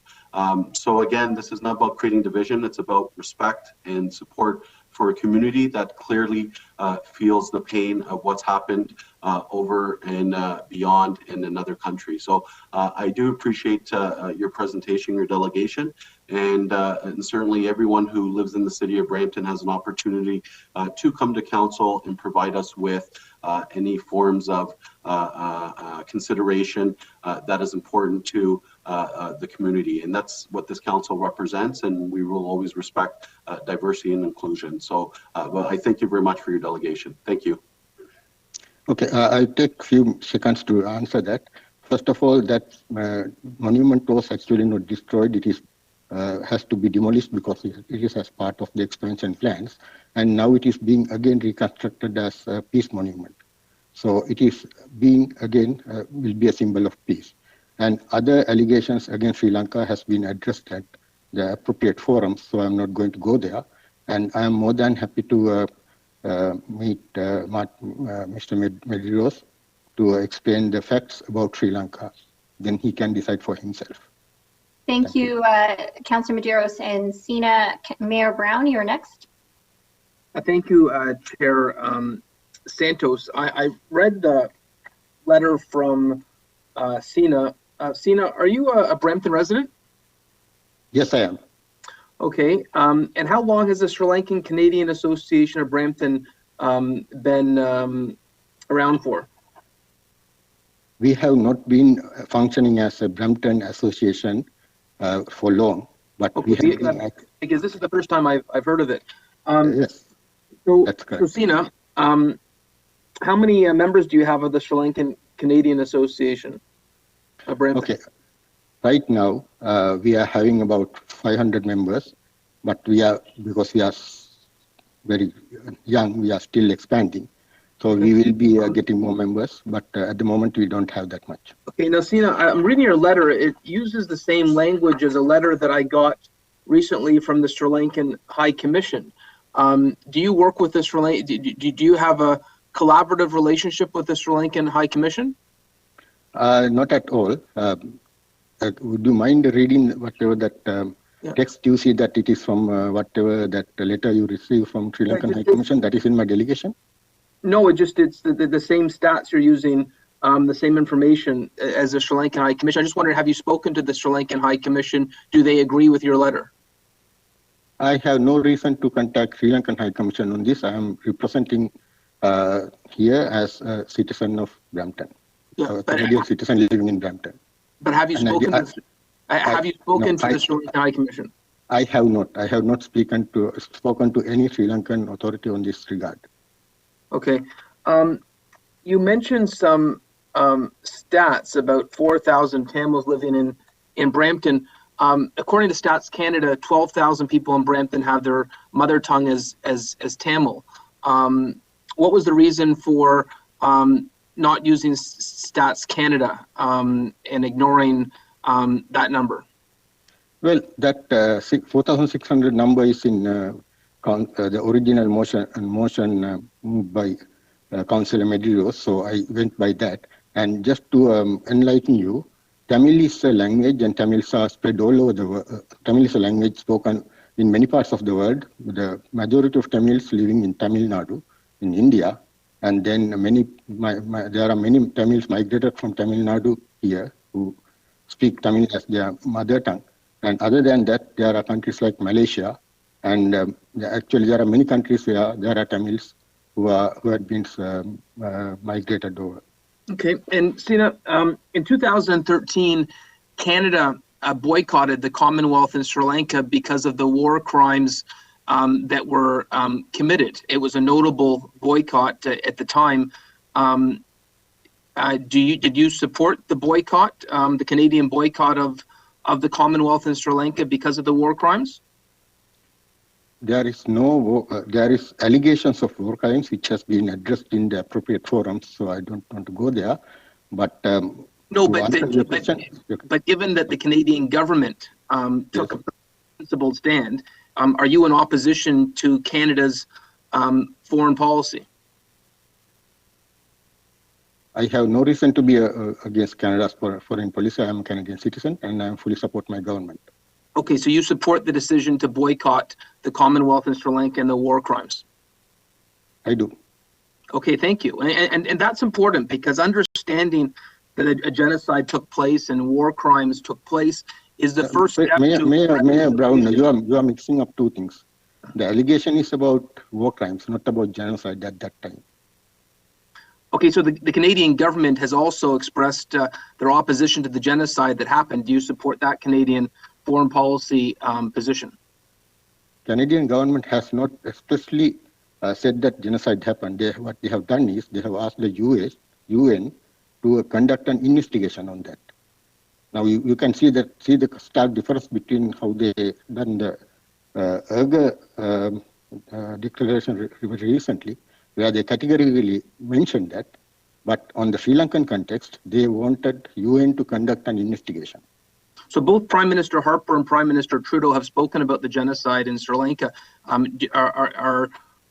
Do you support that principled Canadian foreign policy that just like we have with the Holocaust, just like we have in Serbia, just like we have in Rwanda, that Canada foreign policy involves speaking out against atrocities? Do you support that fundamental Canadian foreign policy? Absolutely. I am always against any form of violence. I just want to move on to another issue. And one of the reasons I really supported Councillor Medeiros, who showed real leadership in putting this forward, is I believe that cities should be consistent with principled Canadian foreign policy. And part of our family is grieving, we all show in that grief. And it's not about numbers. If there was one Tamil speaking person, or 4,000 as you say, or 12,000 as Stats Canada say, I used to represent Barrie at the time. And I spoke about the genocide in the House of Commons at a time when I had two families in Barrie. And people said, oh, you must just be responding to a big Tamil community in your riding. I said, I have two. And he said, 200,000? I said, no, two. Because principle is what should be at the heart of Canadian foreign policy, not numbers. And to say that there's less than there is, for really me, is irrelevant. It's about showing solidarity when there's been a major international crime. And so one of the reasons I would oppose changing a genocide memorial to a peace monument is, could you imagine after the Second World War, when around the world Holocaust memorials were built, that if we said that we didn't want to have a Holocaust memorial, that we didn't want to offend the Nazi government, that we would have a peace memorial instead of a Holocaust memorial? People would have been aghast, and rightly so. You can't sweep wrongs under the carpet. You can't ignore the travesty that happened. And part of reconciliation, part of reconciliation is acknowledging the loss of life, the murder, the rape, the mass graves, and that's part of reconciliation. So my first question, Sina, is, would you, following this, would you suggest that it's not appropriate to have a Holocaust memorial? I think you are making an insinuation there, because Holocaust is an established fact, and it is nothing to do with what's going on in Sri Lanka. And to have that memorial to represent everybody, the grief of Tamil is as the grief of Sinhalese, grief of a Muslim. Anybody who has gone through that conflict knows that. It doesn't go by any nationality. So, Sina, you don't appear to be aware of Canadian foreign policy and the UN investigations. This is not a matter of debate if a genocide happened, just like it was proven that a genocide happened in Serbia, just like a genocide happened in Rwanda, just like a genocide happened in Nazi Germany. To say the sky is not blue, to say that, to pretend something's not happening, I actually think it amplifies the hurt that's happening. To say to the 70,000 plus civilians that were murdered and raped that didn't happen what you're doing is you're bringing hurt from abroad here. And so I take great offense to this suggestion, because we don't engage in revisionist history in Canada. In Canada, people have come from all around the world in the hope of freedom, in the hope of peace. And to say that their history, which is interwoven with Canadian history, doesn't exist is a slap in the face at their loss. And it's something that I can't abide by or support. And, you know, we have a democracy here, and you're allowed to come forward and to oppose a motion that we've made. But I want you to think about those same Tamil families that tried to come forward in Sri Lanka during the genocide. When they came forward to object to a government action, they were murdered. That's the difference between Canada and a dictatorship. That's the difference between Canada and a genocide. I will not be supporting this request. And I just want to close by saying there have been examples articulated in the Canadian House of Commons about foreign interference.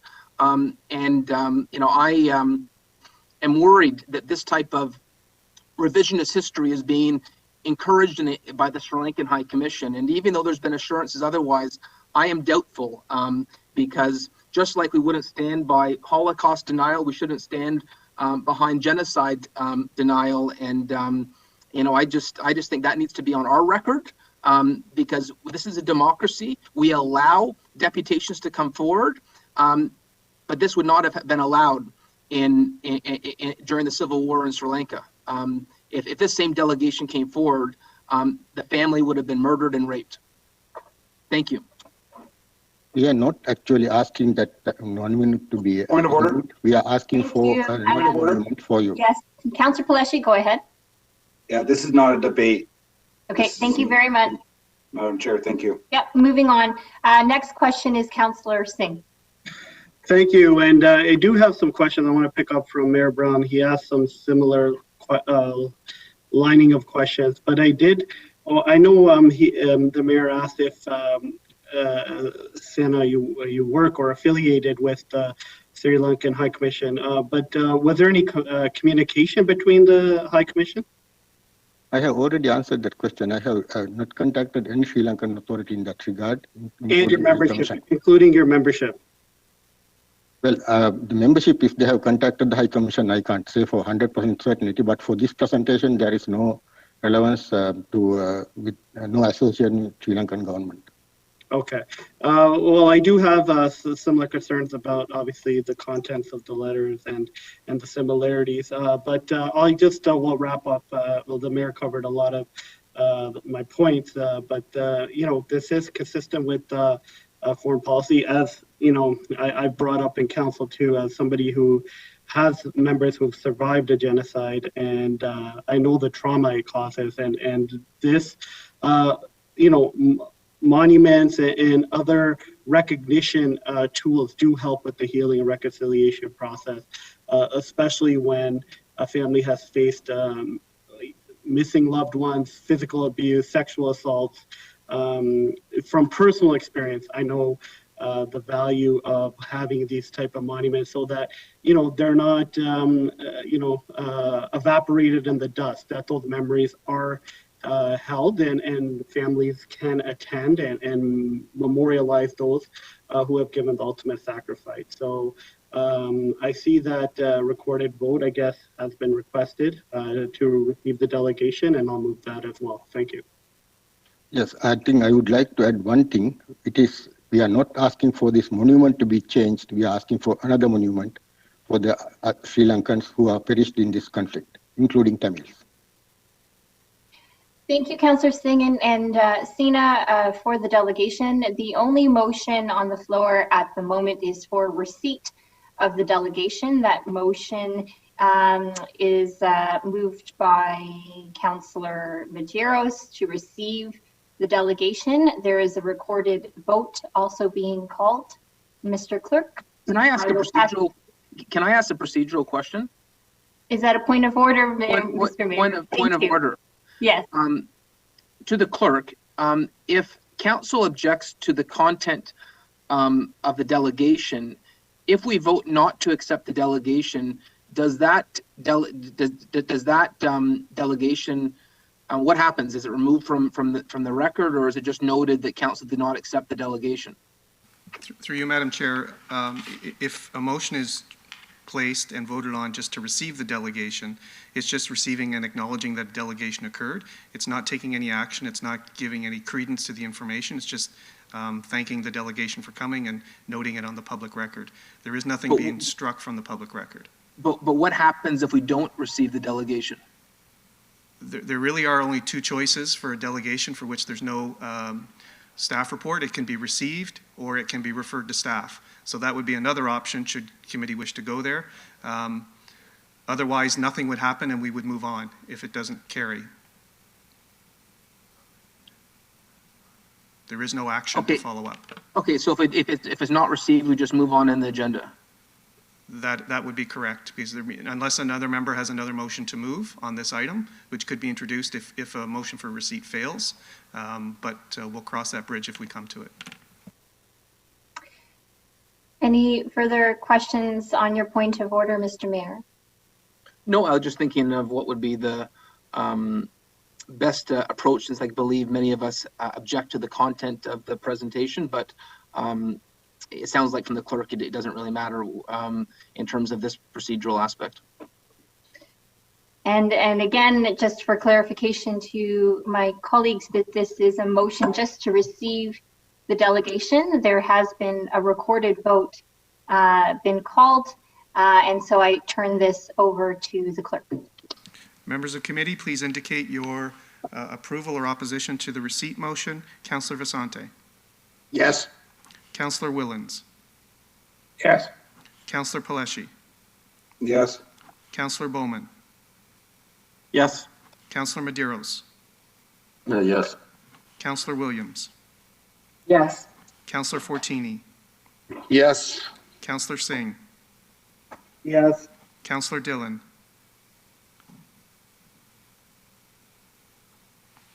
Councillor Dillon.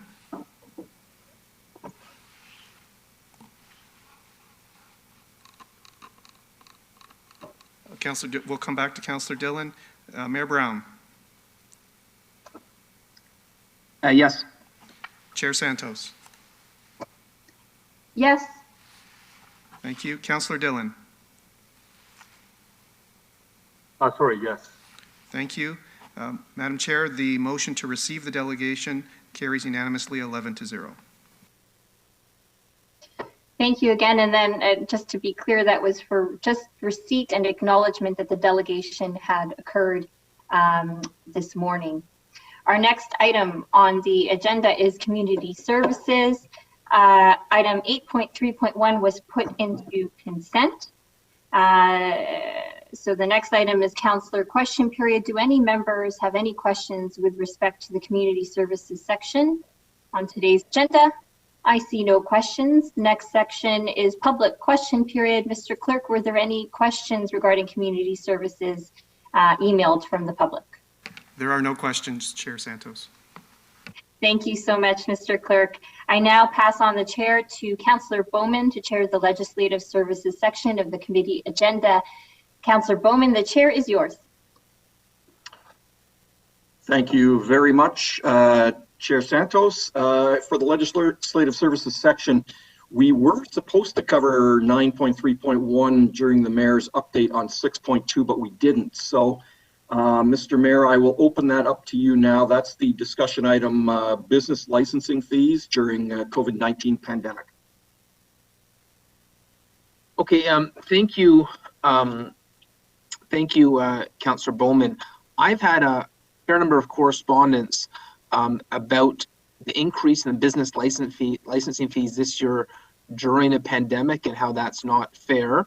And you know, I frankly didn't have an explanation. And I know this was a small item in a budget that froze municipal taxes, but you know, honestly, I felt that was a legitimate question that was being asked repeatedly. A number of small business owners who are facing the hardest year of their life sent me emails, and I said we would look into it and I'd raise it at council. And so I wanted to start the conversation about, and maybe if we can go to the finance department, what options could we have if we wanted to defer payment for the rest of the year, if we wanted to suspend the increase, what options do we have, or make it on a voluntary basis? Anyone that that wants to defer their payment to next year could.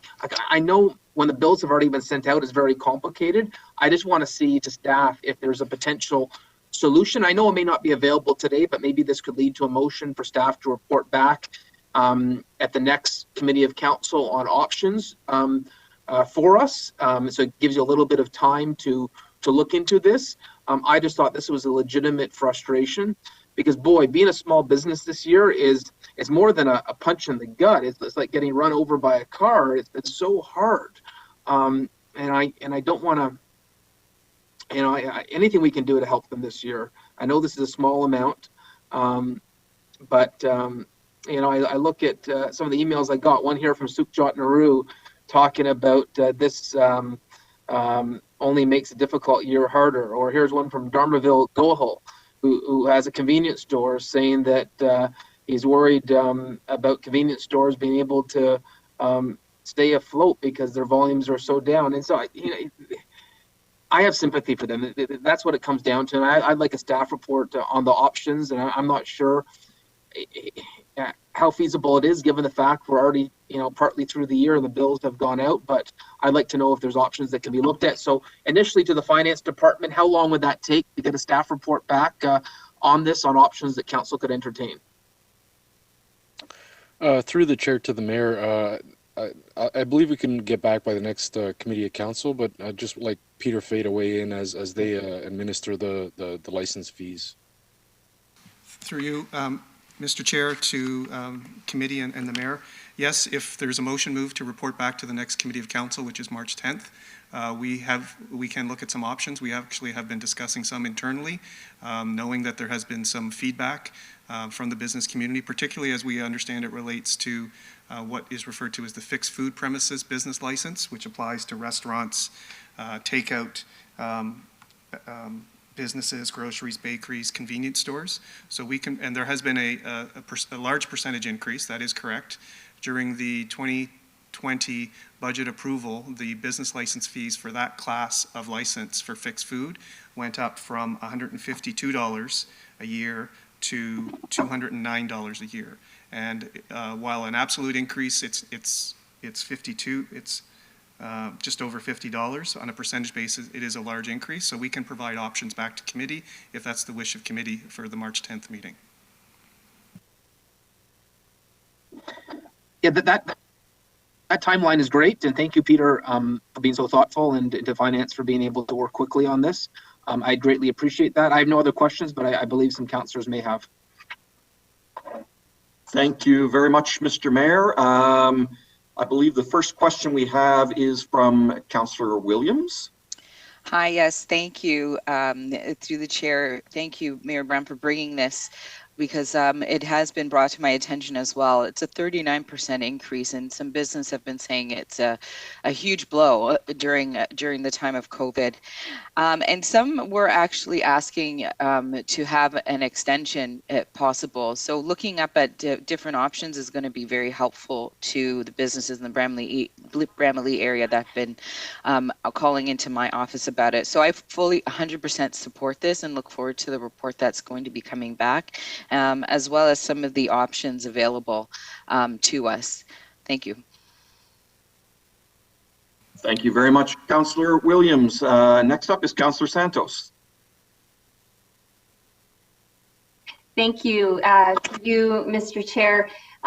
Just a question and clarification from staff, because I received some concerns from the downtown BIA in particular, and a restaurant regarding the business licensing fee specific for restaurants and the increase of about $50. Can staff just clarify as to why that increase was put forward, and also kind of just the background on comparatively where that business licensing fee is compared to other municipalities? Certainly, through you, Mr. Chair. I'll start, and Teresa Olson, who's our Deputy Clerk for Administrative Services and handles the business licensing, is on the call as well, and she may have some additional information to provide after. Business licensing, and I'll put that in context, it's sort of bricks and mortar business licensing is handled through the clerk's office. There are a number of different categories. It appears that the largest percentage increase, the 37% or 39%, as Councillor Williams referred to, occurred to the fixed food premises category of business licenses. Generally, business license fees are increased every 2 years. They were increased in 2016. They were increased in 2018 through approval through the appropriate budget process. They were increased in 2020 through the 2020 budget approval process. In terms of the percentage of increase, when staff did an analysis, we did a comparison with municipal comparators, benchmarking our license fees versus other license fees. The $152 license fee for fixed food premises, which is the 2018 fee and which was charged in 2020 to fixed food premises. That compares to, when you look at comparators like Toronto, Mississauga, Vaughan, there were 13 or 14 other municipalities we compared to. And what staff recommended when we put the recommendation before Budget Committee to go up to $209 from $152 was moving to the 75th percentile of the average of business licenses, comparable business license fees in other municipalities. For an example, Mississauga's renewal fee is $191. Toronto's renewal fee for similar type businesses is $244. Vaughan is $213. We will provide that information back to Council again, as was contained in the 2020 budget report when we report back on March 10th. So staff made the recommendation to do an increase for this classification of fixed food premises up to the 75th percentile, which resulted in a recommendation from going from $152 to $209. That was approved by Council at the February 2020 budget approval. We did also bring an information report to Council in December of 2020 to advise Council that these, we do send renewal letters out to the fixed food industry, and we say that the license renewals are coming due in January. This group of classification of licenses is a January renewal group, and we knew that there probably would be some feedback. At that time in December, Council passed a resolution to extend the time for fixed food business licenses from a January renewal to the end of April renewal. So that's currently in place right now.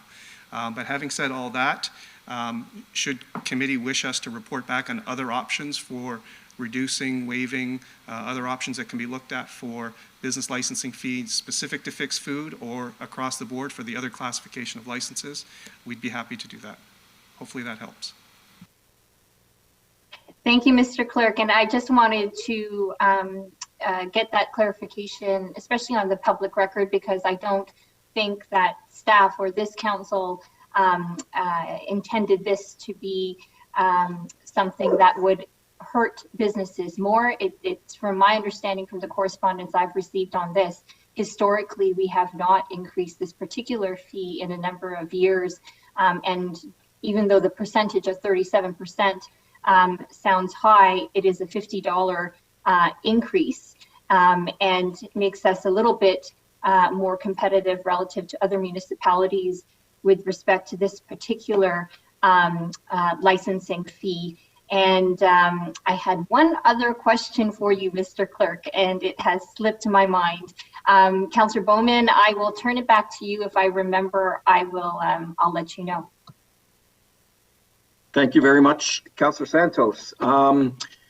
We have no other questions on this. Mayor Brown has put a motion forward that staff be requested to report on options with respect to business licensing fees during COVID-19 pandemic to the March 10th, 2021 Committee of Council meeting. One last chance, Councillor Santos, did you remember? I think so. Okay, give it a shot. Go ahead. Mr.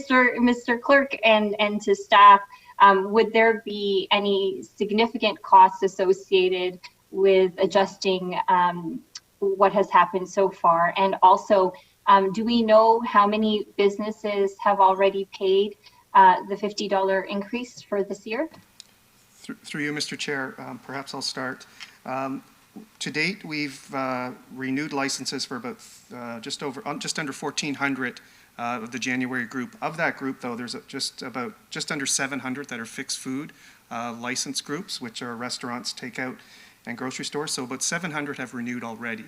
So that would be part of the analysis that we'll bring back, is if there are options that council wishes to pursue, how do we address those? Because we do have a bit of an unbalanced field right now, because some businesses have renewed at the rate, the $209 rate, some have not yet. And if council wants to provide a waiver, a break, whatever the option may be that council ultimately decides, we'll have to ensure that we treat all the businesses the same. So we'll have to look at options whether or not that includes a refund, which there may be costs involved in that, a waiver, but we'll explore those options to bring those back to committee on March 10th. Thank you so much. And that's it, Councillor Bowman. Thank you very much, Councillor Santos. Okay, we have the motion on the floor by Mayor Brown. Is there any opposition to the motion? Seeing none, that motion carries. Thank you very much. And Mr. Fay, you amaze me with your phenomenal recall. So thank you very much for your comments there. We had item which was 9.4.1 that was put into consent. That was the correspondence. So I guess we will move on to councillor question period. Are there any questions for the legislative services section? Seeing none, we will move on to public question period. Mr. Clerk, are there any questions from the public today? There are no questions, Mr. Chair. Thank you very much. Then we will finish this section off, and I will now pass the chair over to Councillor Medeiros to chair the economic development section of the committee agenda. Councillor Medeiros. Thank you, Councillor Bowman. I've invited Councillor Vicente as the vice chair to chair today. Thank you. Thank you very much, Councillor Medeiros. Members of the committee, our next item is item 10.1.1, a staff presentation regarding a support local Brampton update led by Denise McClure, Senior Manager of Economic Development, and Laura Lukasik, the Manager of Tourism and Special Events. Welcome, ladies. Thank you. Hello, good morning. Can you hear me okay? Perfectly. Okay, excellent. Good morning, Mayor Brown and members of committee. I'm pleased to be here today with my colleague, Laura Lukasik, Manager of Tourism, to provide you with an update on the Support Local Brampton campaign. This campaign has been a joint effort between Brampton Economic Development and Strategic Communications, Culture and Events at the City of Brampton. Next slide, please.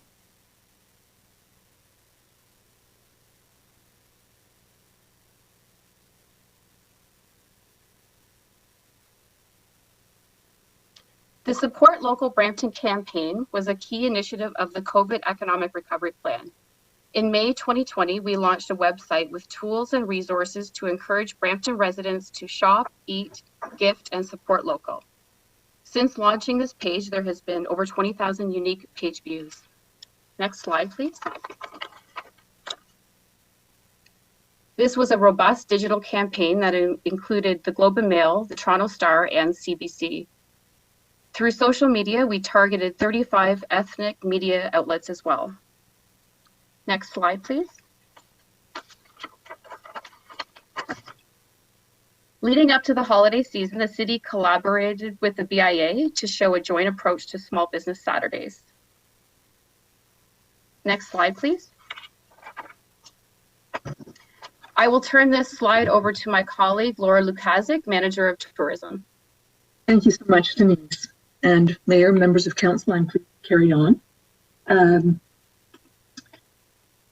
Support Local Brampton is a fabulous campaign, and through the month of October, which is Small Business Month, with a grant from FedDev, we were able to have Support Local bus shelter signs done right across the city. A total of 107 locations had our Support Local Brampton signage in them for approximately 84 days. And I understand that there may still be a few around talking about supporting local, so that's very encouraging. As well as that, all of the videos that were done by Mayor and Council, as always, have been very well received. So thank you for that. Next slide, please. There are a number of ongoing initiatives I'd like to share with you. One is the restaurant takeout bags with food guide. I'm very pleased to let you know that our food guide, the new Brampton food guide, is now live on the website. We will be working with all of the restaurants that are featured in that guide to provide them with takeout brown craft paper bags that are branded for Support Local. And each of those bags, there will be a food guide that they can use to fulfill their orders to their customers. And we're hoping that this, at a time when there's very few distribution channels for us to get the food guide out, is one way that we can share with people who are already accepting and using a takeout or delivery service with restaurants, can get to know about more restaurants that are available in the city. You'll also see that there is some promotion that will be happening with the Brampton Guardian. We will be doing print in the downtown Brampton vacant storefronts. There will also be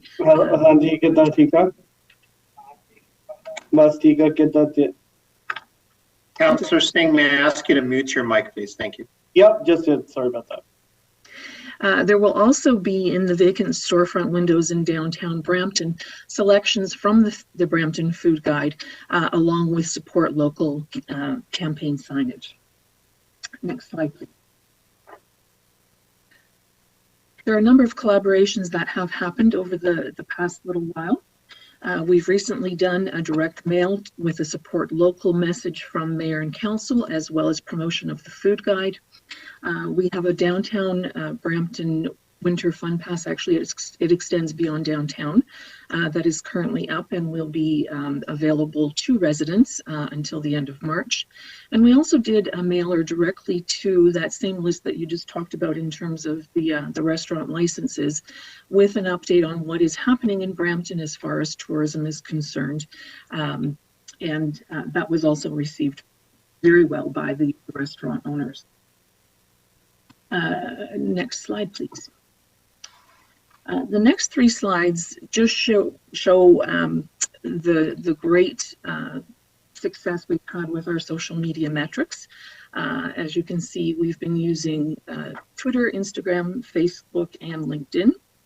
Next slide, please. Some social shares for you. Again, all very positive in terms of the response to the Support Local Brampton campaign. These are specific to downtown, but there are other Support Local shares that are taking place right across the community. So happy to share that with you as well. Next slide, please. Again, just an overview of the social media metrics. So you can see that we've had 59.7 million impressions over the course of this campaign, which is quite phenomenal. And next slide, please. Just to let you know what is coming in terms of support for our local businesses. The Tourism Office, again through the FedDev funding, has been involved with Great Taste of Ontario, which is run by the Culinary Tourism Alliance. We will be doing an insert in the Globe and Mail in April to promote the food guide and supporting local. I talked about the direct mailer for the food guide and Support Local, the window activations, items in the Brampton Guardian, some promo in the BIA Spring Magazine, and we are also looking at bus backs. To further support the food guide, what we're doing is we're asking all of the restaurant owners that are featured in the guide to do just a little 60-second video on their cell phones. So it's really a grassroots campaign, but we want to really showcase those very unique, very individual mom and pop restaurants that have fabulous food offerings. So we know that that will be quite a success. We will continue with our promotion and collaborative campaigns between economic development and tourism. The Takeout Taste of Brampton is something that we're also supporting through tourism with the application platform that we've used for the Winter Fun Pass. As well as that, we're looking at newsletters with good news stories from businesses, tips and tools, etc., for coping during COVID-19. And Denise, I'll pass it back over to you to wrap up. Thank you, Laura. Next slide, please. Thank you for the opportunity to provide you with this update today. The Support Local campaign will continue to be a priority of the economic recovery to really help Brampton's small business community in the recovery of COVID-19. And Laura and I welcome any questions from the committee. Thank you very much, Denise and Laura, for that great presentation. Very well received in the community. I have my first speaker, Councillor Medeiros. Thank you very much, through you, Chair. So first of all, thank you for the presentation and thank you for all this work. I guess my question would be, when we do these campaigns, and I know this may be unique considering it's a pandemic year, and it's really great to see all the channels and those numbers. But when I see those numbers, you know, sometimes I ask myself, you know, and so what? So I see those numbers and, you know, how, if you can translate that and help me understand in comparison to other campaigns, and maybe, you know, sometimes where it's good to sort of, you know, provide some information. It's not just specific to this presentation, but when we do a campaign like that, in terms of what we're spending, and I won't ask how much we spent, how do we ensure that we're getting bang for the buck? And how are we ensuring the performance or the effectiveness of this campaign in comparison to other ones? So, you know, a simple, and I guess if you can speak to me about the follow-up to, I guess, some of these participating restaurants. And I say that just from contextually from, you know, I've noticed that at some points when I put out some, you know, restaurant that I picked up food from or so on, there seemed to be a little bit of activity after, and, you know, the restaurant gave me that feedback. So that led me to believe that, you know, whenever councillor or whoever, you know, features a restaurant, at least, you know, people, you know, puts it in their mind, and some people reach out to it. So how are we determining that effectiveness? And I would say, you know, to the other part of my question, and I know there's a lot of questions within this one, is, you know, and I know we it seems to be, and I hear from other councils a lot, that we really focus on the downtown per se, all that investment that's going to downtown, and how do we ensure, you know, a business that's on, you know, Steeles and Mississauga Road. And, you know, I've dropped into some of these little plaza type, you know, eateries, and I remember having a long chat with a gentleman who owned a burrito restaurant, and really struggling because one of the new ones, and he had no interaction, no, you know, call, nothing, and there was no sort of, you know, presence with the city of Brampton. Yet when I sort of, you know, suggested that he can plug into some of our social media channels, and certainly as a councillor, I can certainly, you know, do my little thing, and I found that he was very receptive. But I find with the ethnic, you know, restaurants and some of those that exist, is that the relationship is not as strong as it could be. And I know we do a lot of ethnic translations, and we focus on some of those local medias, but I just think, and I don't know what is, maybe you're through ambassador program, but just sometimes getting to some of those restaurants and getting some to those communities, you know, I'm just wondering how effective are we and can we be? Because certainly when we talk about the downtown and talk about the BIA and so on, you know, it's a more robust response. And, you know, just the outside restaurants and more sort of the outer skirts of the downtown sometimes don't get that same sort of type of support. And if we are, maybe you can speak to us. So I know there's a big mouthful, and I'll listen to you. And I thank you very much again, because ultimately the work is great. Like I just want to say, you know, kudos to the team and everything, excellent work. It's just the power of those numbers, I think, would be, you know, more understood of how successful we are if we knew what we're comparing it against, but understanding that this is a pandemic. Thank you. Thank you very much, Councillor. I appreciate and excellent questions. Laura, I hope it's okay. I'll answer some and then I'll pass it over to you because I'm sure you have some to add. Sounds good. I just wanted to reinforce with the councillor, we definitely had our eyes on the entire city. The objective of the campaign at the beginning was to make it a grassroots campaign. So we really wanted Bramptonians to take on the creative and showcase themselves at various restaurants throughout the city, enjoying local establishments, and then make the posts on social. So a number of our economic development and team members from across the city, staff that live in the area, definitely started embracing the campaign. And we worked closely with the mayor and members of council to encourage everyone to embrace the campaign. And I think I saw last week that Councillor Santos was at a jerk chicken place in my neighborhood, which I haven't tried, which I am going to. So that's exactly what we wanted to see. And our goal was to see this campaign really take off across the whole city and have Bramptonians embrace the campaign. Another thing I wanted to mention is that our Brampton Entrepreneur Center team has collaborated with Laura and the tourism sector to run some webinars and work with the restaurant community, encouraging them to pivot to offer more packaged goods, so that if you go and pick up your takeout, maybe you will buy a bottle of sauce as well and end up spending more money at that restaurant and support them in other means. So we've been looking at working with the restaurant community and supporting them through other methods. I also wanted to mention the effectiveness. I'm a marketer at heart, so I appreciate that question. And the good thing is, because this was a pivot, we were able to use our existing economic development budget. And Laura, with her team in tourism, was able to use some federal funding that was made available. Laura, you might want to elaborate on that a little bit.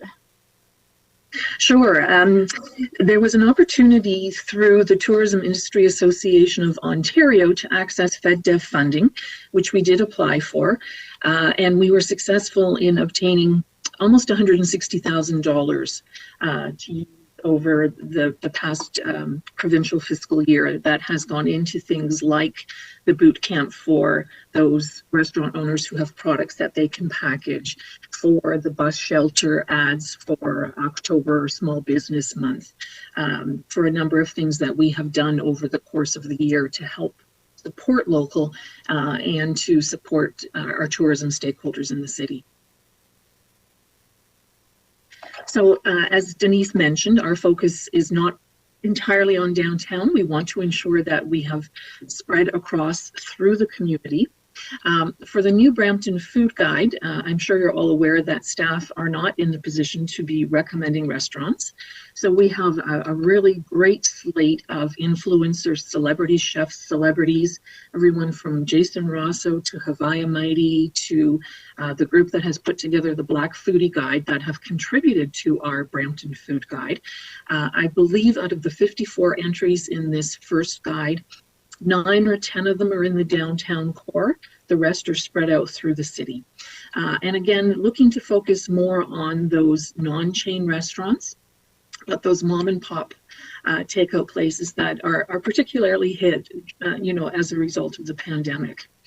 As part of our tourism strategy, which we will be back to council with in just a few weeks, we are making one of the recommendations is for a revamped website for tourism with within the Brampton.ca platform.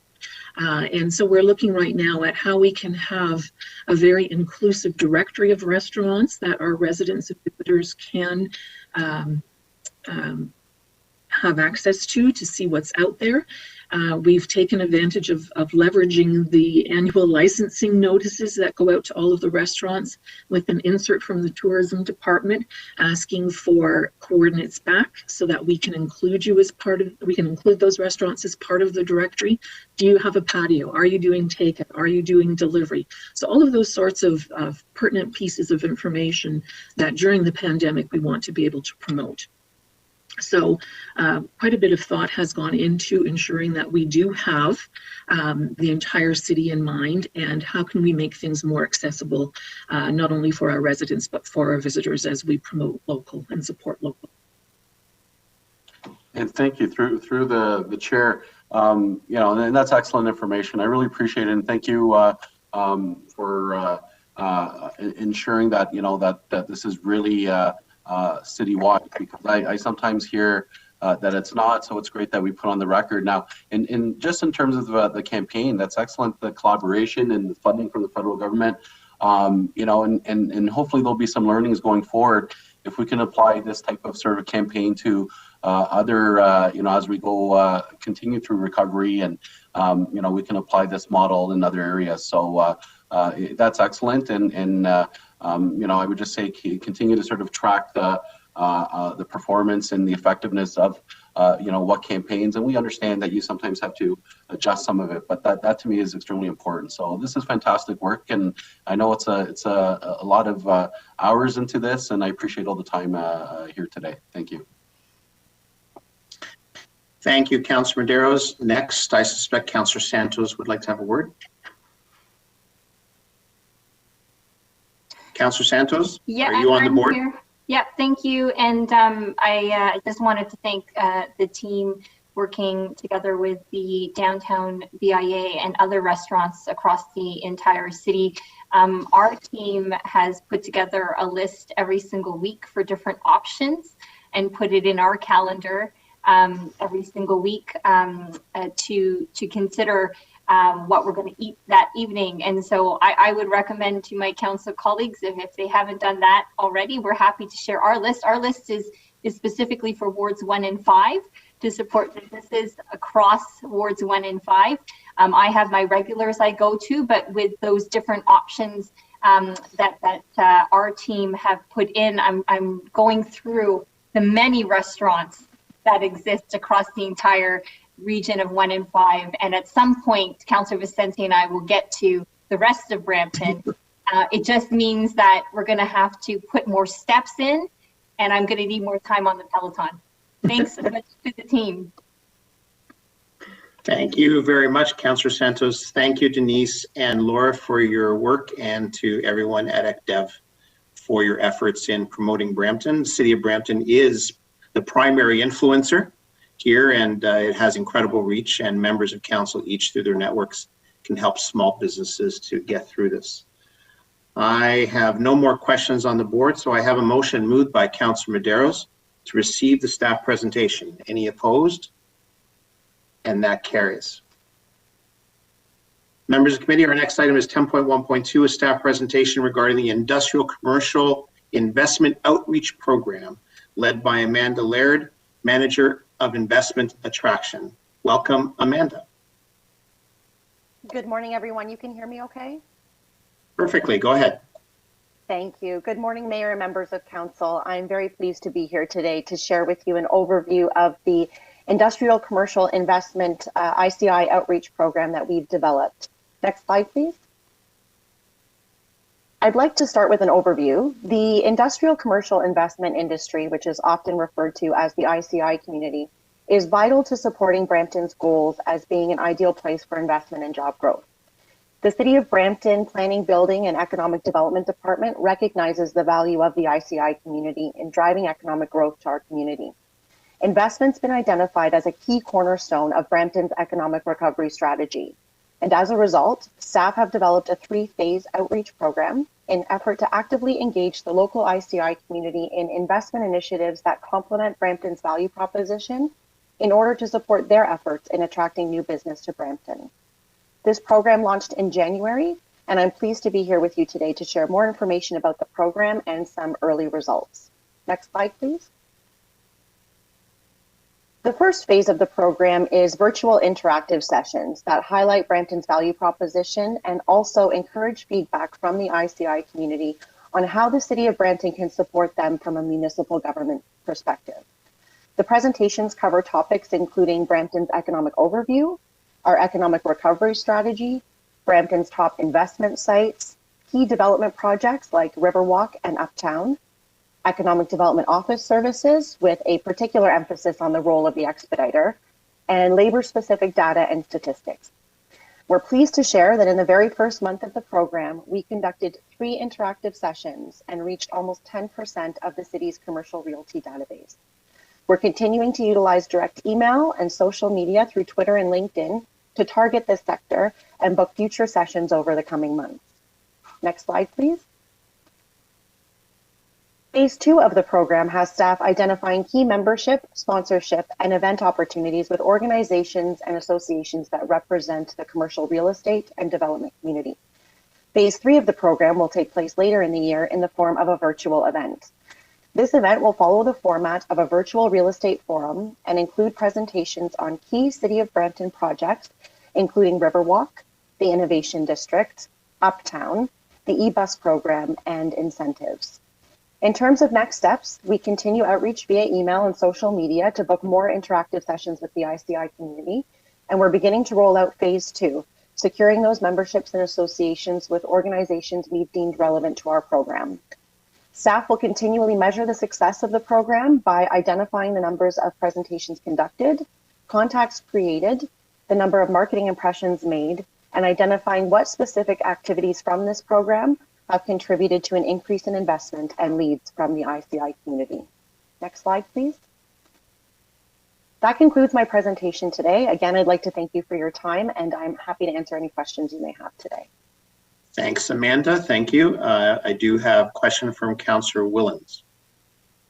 Yeah, thank you, Amanda, for your presentation. Last term of council, we did have an ICI alliance group that we tried to get started, and was there was some good people. I was a co-chair on it, and I believe that John Cananopoulos was the other co-chair. Have you reached out to some of the members that were on that ICI last year? If not, I can certainly pass you on their names, because John Cananopoulos is on, Adam Kerbel from Kerbel's on there, and Jason De Silva as well. And these guys all deal with ICI. So I see you shaking your head, so I think you probably have reached out, but if not, I can certainly give you contact information. Thank you, Councillor Willen. So yes, we have reached out to some. We're in the process of reaching out to all of those members from the ICI Alliance. And our focus right now is sort of more on the commercial realtors as opposed to developers. So we're doing it in phases, but certainly we will reach out if you can be of assistance to getting a hold of any of those previous members of the ICI Alliance group that we had.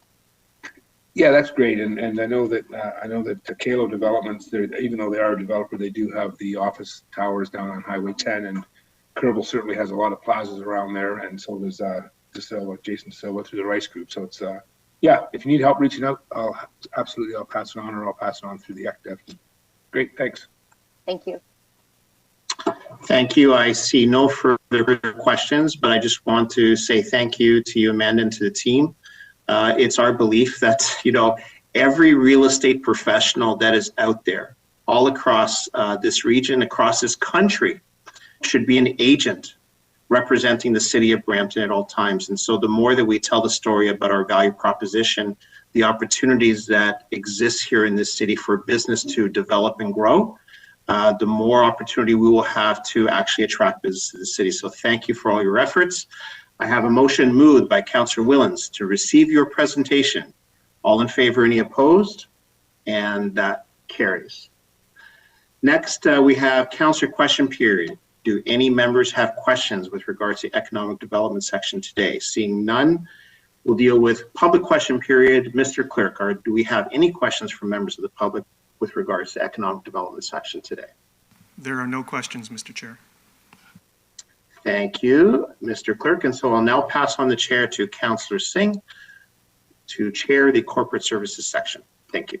All right, thank you. Moving on to 11.1.1, which is a staff presentation to request to begin procurement, led by Kumanan Gopalasamy, Chief Information Officer. We also have the last staff report considered at the February 3rd Committee of Council meeting, attached as an appendix to this presentation item for consideration after the presentation. Welcome, Kumanan.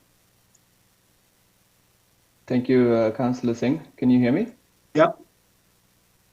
Okay. Good morning, Mayor and the member of council, and thank you for taking time to listen to this presentation. I won't take much of your time. I'm going to focus on the questions that were asked in the previous sessions. So I will wait till... Kumanan, we're just bringing up the presentation. There we go. Okay, thank you. Can you go to page, slide number 5, please?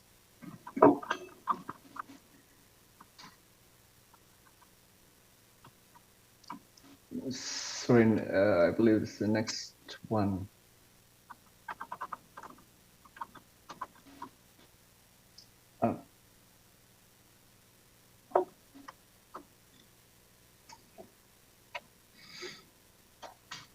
Peter, sorry, it's 2 above.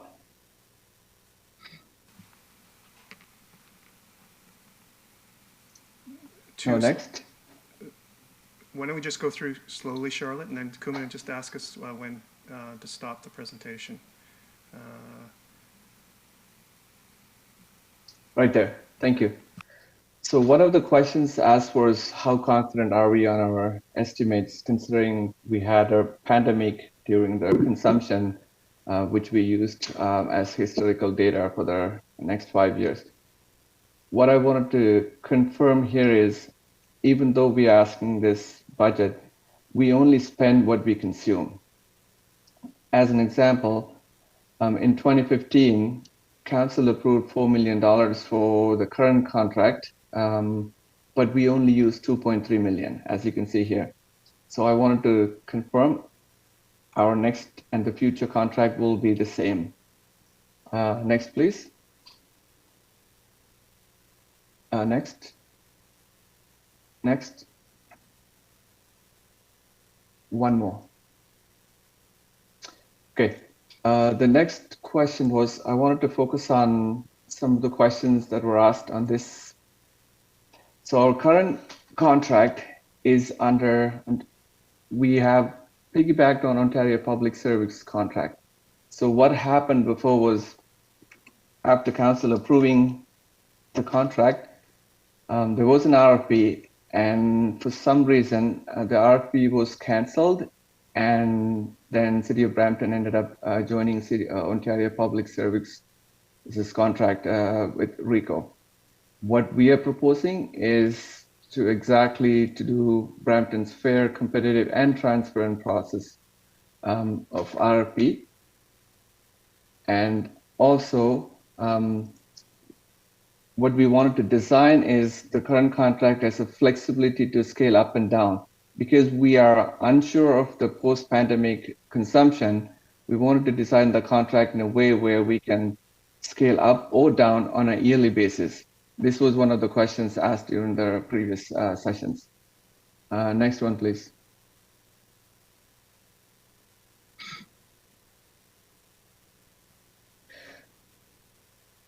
Another question asked during the previous session was why we are designing the contract 5 years as opposed to 2 years when there's going to be a new council in 2 years. As you can see, our current contract is also 5 years. So was the one before that. And it is the best practice because having turnover costs about 105,000 staff time. And the difference would be the current contract is locked. So we have no ability to scale up or down, which we've seen through the pandemic time. But for the future contract, we wanted to change it so we have ability to, one, upgrade the technology, and two, scale up or down our consumption. And next, please. And this is our final ask. And I will stop at this point to see if there are any questions. I don't see any to the CIO. So seeing that there are no questions, I'm just going to give it a second. Okay, no questions.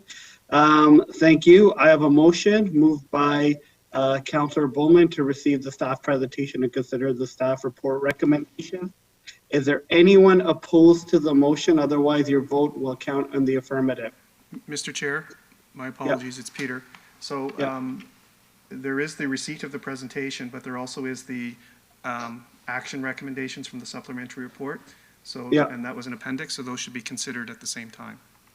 Okay, so I'll have a motion to receive the staff presentation and consider the staff report recommendation, correct?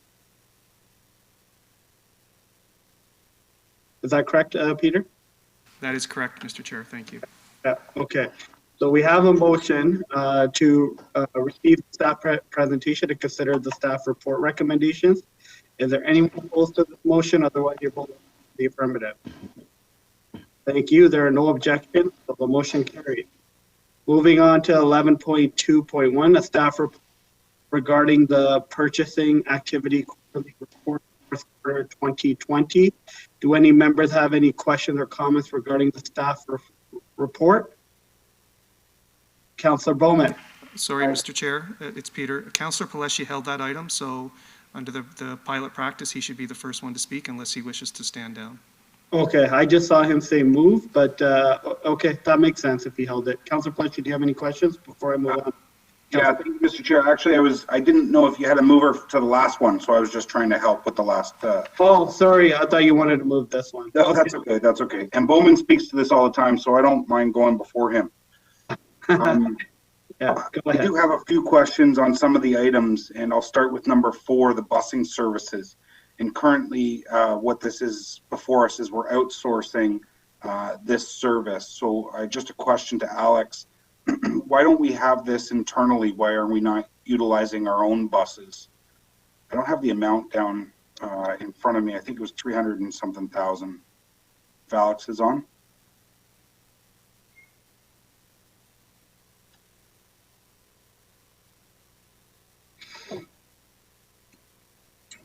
Is the transit manager on?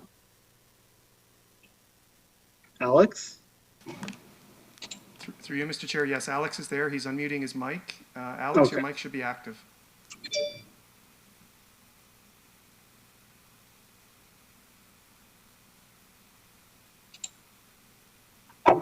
You want to move on and I can go on. Yep, for sure. Thank you, Mr. Chair.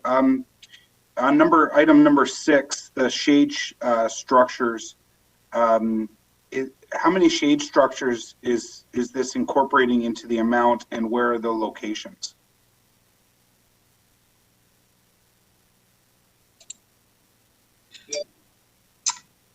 Thank you. Through the chair, this is Commissioner Nader. I can pass that on to Ed. Ed, if you can get back to the councillor. Okay, not right now then, Marianne? Sorry, Commissioner? He should be on, but I can get back to you in a few minutes. And also just on your question on the transit buses, actually Derek can get back to you, could respond right now on that question for you. Okay, perfect. Thank you. Derek?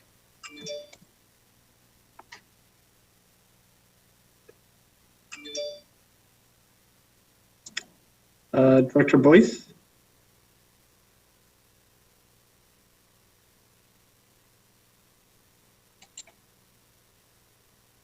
Okay, my apologies. I can get back to you, follow up on those 2 matters. Oh, no problem. Thank you. Even maybe in the minutes of next council or something, when these minutes go to council. My next item is number 11, the Sports Hall of Fame. Do we have any current agreements with the current location of the Sports Hall of Fame that would pose any issues in the relocation? Meaning, currently with the CAA Center, do we have an agreement that the Sports Hall of Fame will remain there in any contractual obligations? Commissioner Nader, we will look into that. I don't believe that it's a concern. Again, I will follow up with you on that. But I think Jay might also have something to add to that. Yeah, I'm sorry, through the chair. I'm not sure if that.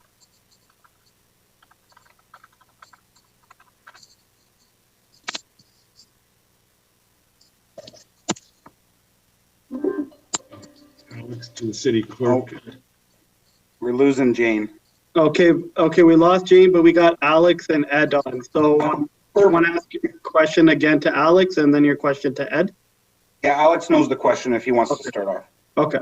Absolutely, and through the chair, my apologies. My one connection might be compromised here, so I have my video on. I don't know if you can see it or not, but to try to answer the question, and I know my colleague, Commissioner Deere, spoke briefly to see if Derek could provide some feedback. But what we do know is we have been working with community services on these. These trips for the programs are more established around areas dealing with students or children as well to take these programs. And they typically run during rush hour peak periods when we're very limited in terms of our resource and ability to deliver some of the services.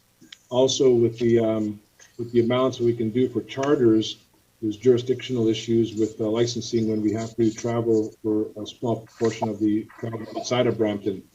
So we do talk about what services we can provide from time to time, but these services are more geared around programs that wouldn't necessarily be best served by our transit system, but we will circle back for future ones as well. I hope that answers the question.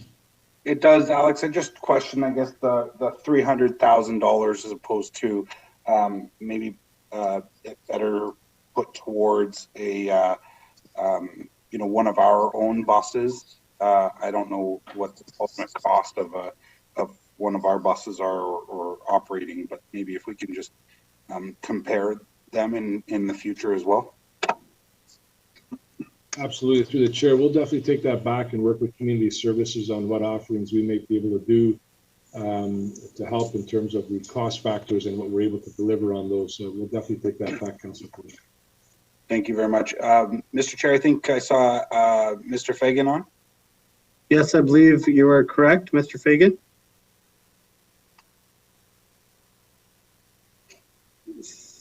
Barry's coming online. So Ed, if you can just unmute your mic, you should be able to address committee. There you go.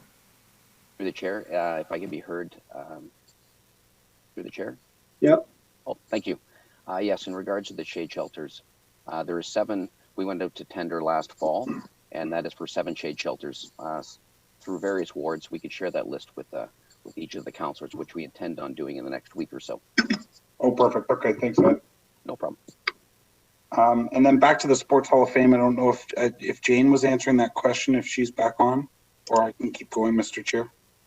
I'm right here, Councillor Pelletier. I was just going to mention that I don't believe there's any issues, and that's why we are proceeding with the design. Otherwise we wouldn't have, but we'll certainly circle back with you along with Commissioner Nader. Okay, great. And then maybe while you're still on, Jane, number 16, a level 2 crosswalk. Can somebody tell me what a level 2 crosswalk is?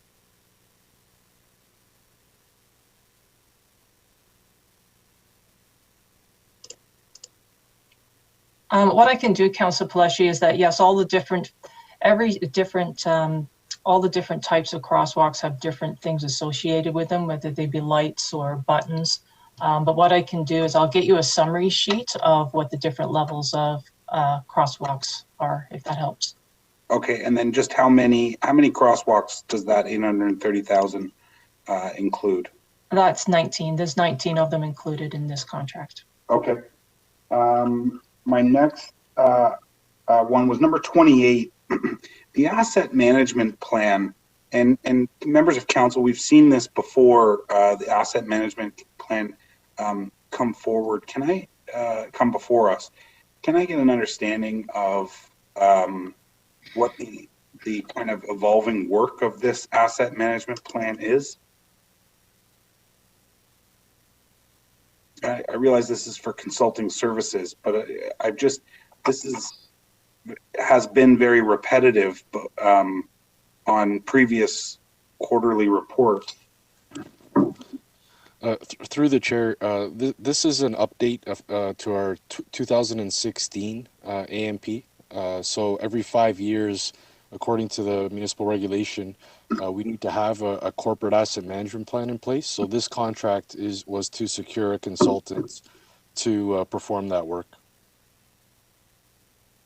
Okay, thanks, Mark. Mark, are we not able to eventually, given that I'm sorry, you said every 5 years? Correct. There's a state of local infrastructure that's done on an annual basis, but every 5 years we are to refresh a corporate plan. And are we not able to eventually take that in-house? Through the chair, it may be possible. I think some of the challenges we've been having since these regulations came out is the pool of qualified people that's available is in high demand. So when we're going out for recruit, we're having difficulty finding staff, and then staff are moving on to other opportunities. So we have been building up the team. We're short about 50% of the staff right now, and we are recruiting. But ultimately, in the future, when things stabilize, it could be an option. Okay, and while I have you, Mark, the next one I have is if it's to you, number 30 there, the consulting services for employee benefits for a 3-year period. Can I get a better understanding as to what that is?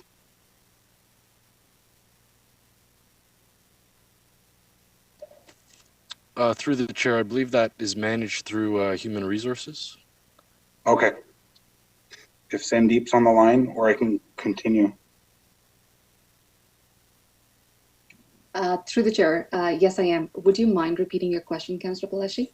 Yeah, just with respect to the consulting services for employee benefits for a 3-year period, what does that consulting service actually do for the benefits of the employee?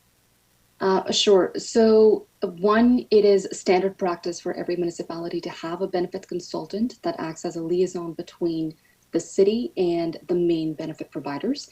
So they help with benchmarking, which is critical for every time we negotiate and come up with a new contract.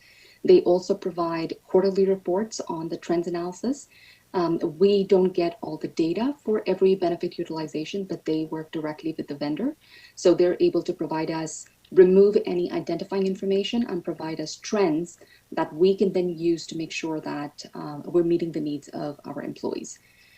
Besides that, they also help with, at the time of labor negotiations, they help with benchmarking and providing critical information for bargaining and trend analysis at that time as well. So it's an ongoing standard function that almost every municipality has. Okay, so I guess maybe some of those I would want our benefits provider to be able to provide us with a certain level of detail. But I think from what I'm hearing is this is also a consulting agent that works on behalf of the city of Brampton to ensure that the benefit services are being utilized the best for our employees. That's correct, Councillor. Okay. So they're basically an intermediary between the city and our benefits provider, which is Manulife. So they make sure that the contract is, we're compliant with the contract, and they also help us negotiate any new rate renewals. Okay, okay. And what we don't have, what they bring to the table, because the benefits consultants, really, there are a number of them that work with all different municipalities. They're the ones that have information on any best practices in the industry, trends, rates that are being used by other insurance companies so that we get the most competitive rate or contract with our vendor. Okay, I understand now. Okay, thank you. The next one I had, number 31, the artificial ice. What kind of artificial ice is this?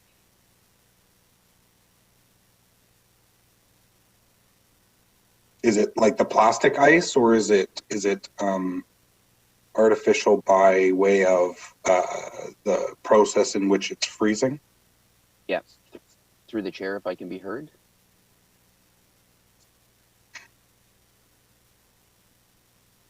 Yeah, thanks, Ed. I'm not the chair, and you're muted.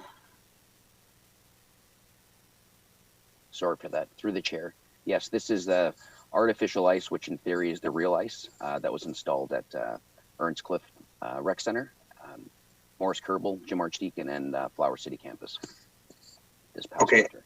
And is this, do we own anything coming out of this to continue in the future years, or is this just straight up like a rental? No, we purchased this. This is something we'll be, of course, taking out in the spring and be reinstalled next season. Excellent. Okay. And then my last one for number 38, the moving of a bell plant. Can I get some more information on this, and why are we paying for moving a bell plant? So through the chair, Councillor Paleshi, I think that's mine. That's on Goreway, Councillor Paleshi. Yes, that's correct. Number 38. That's on Goreway, right. So this one is whenever we do a road widening, we coordinate with our partners in all of our utilities, and that there is a lot of infrastructure for Bell along Goreway. So the agreement that we have with our utilities is that under the Utility Act is that we would pay for half of the labor and equipment associated with moving that plant. Rather that infrastructure out of the way of our roadway. Okay, and then do we get a price, like we're moving it back, like still on city property, is that correct? Yeah, it will still be in our road right of way, yes. And then do we lease that space? Do they rent it off of us? No, they don't rent it off us. No, it's more of a, the agreement is to try and take into account that they have an opportunity to upgrade their equipment, but also the only reason why they would be moving it is because we're doing a road widening in that area. So that's what the agreement contemplates. But no, they don't rent it off us. It just lands in our right of way as part of the utility corridor. And is this is something that's different than an actual cell tower, right? Yes, so when they talk about a plant, it's really, there is actually a plant on Goreway, but with Bell, what they're talking about, it's actually the infrastructure that goes along that right of way. Right, okay. Okay, thank you. Those are my questions. Thank you, Mr. Chair. Back to you. Thank you, Councillor Bowman. Thank you very much through you, Mr. Chair. Just a couple. I had spoken to Jane about these earlier this week, but I just want to bring them up for anybody else's knowledge as well. The first one is number 55, and that's supply and delivery of OEM original equipment manufactured parts for service for various City of Brampton vehicles. I'm just wondering, do we always use OEM for all the vehicles, or do we also tender out for aftermarket supplies? So this number 55 in particular is actually for snow vehicles. So you'll see on there, there's a couple of contracts for different types of vehicles. I think there's one on there for Ford as well.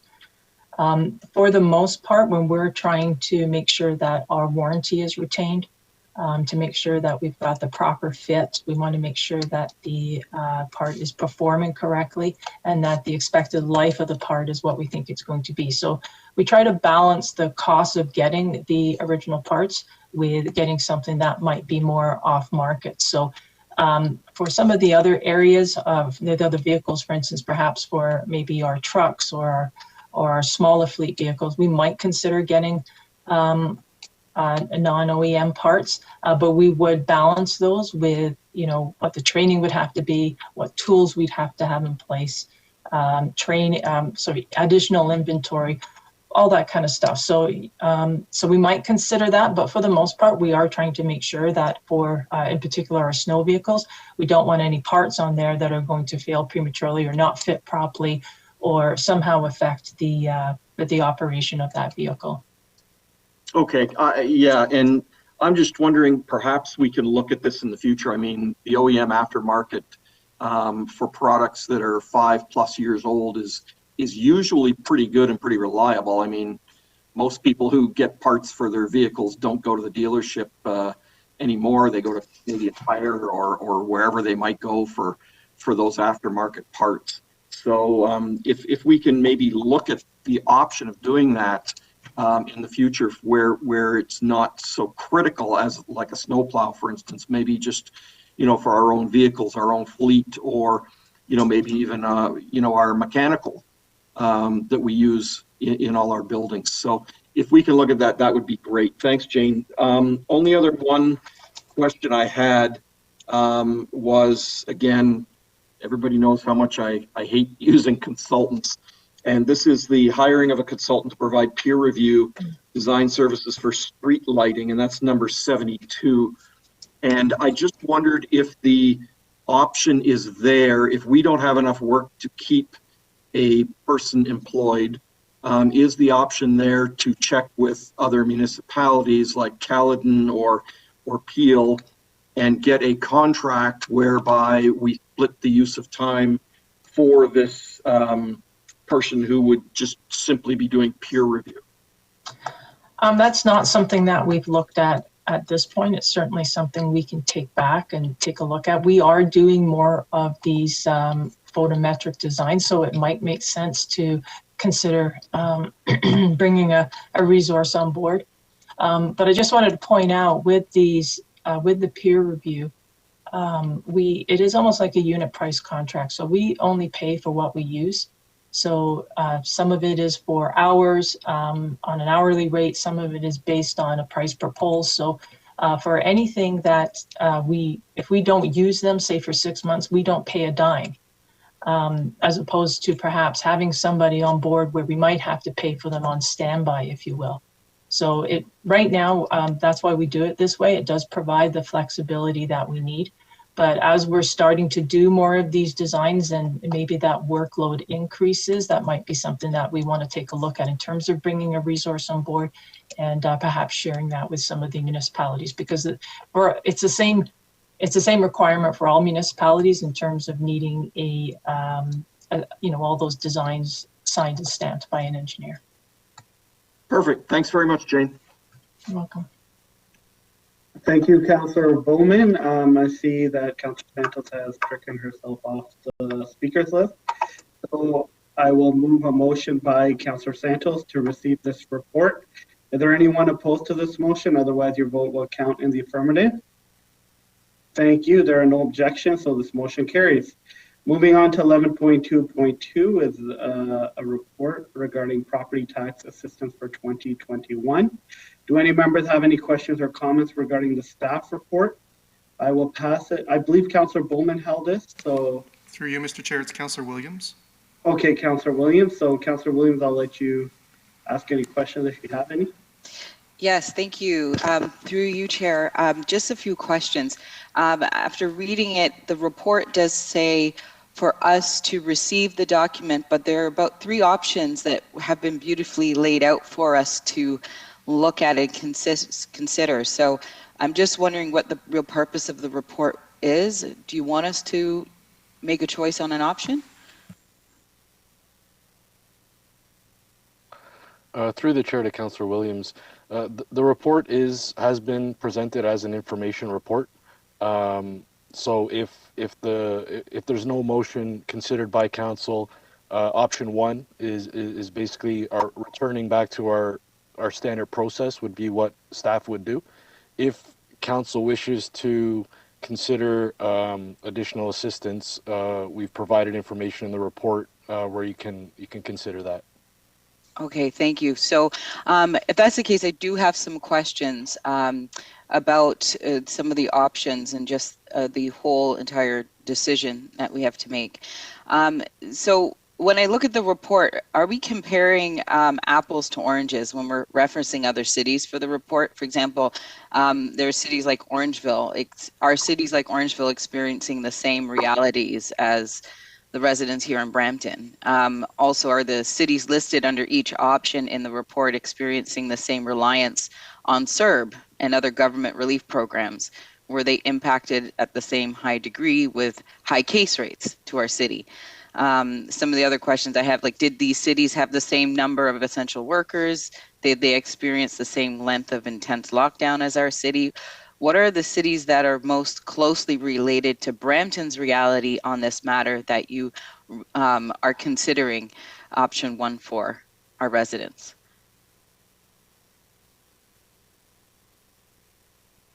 Through the chair, we don't really have that kind of detailed information about the other communities. I mean, even for our own municipality, there's only so much information we have. So taxes in arrears is basically what we look at, and for us, that has increased from 5 point. Let me get the specific amounts here. So yeah, we increased from 5.79% tax arrears up to 6.83. I was in a conversation with Mississauga where they also experienced an increase, but it was not as high as us. But I don't have those stats across all municipalities.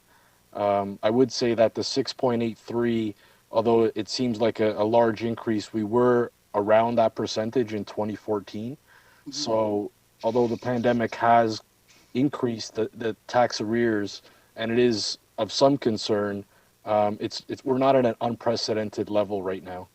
Mm. So I think and that's my concern, because there's information that I think we need to really consider this. What is the city's capacity actually over the next to cover the tax deferral if we were going to choose that one? Because I know that was one of the options, and if we were to do that deferral, for every dollar that is deferred, what is the true cost to the city if we were to go for that option? Sorry, through the chair to the councillor, can you please repeat that question?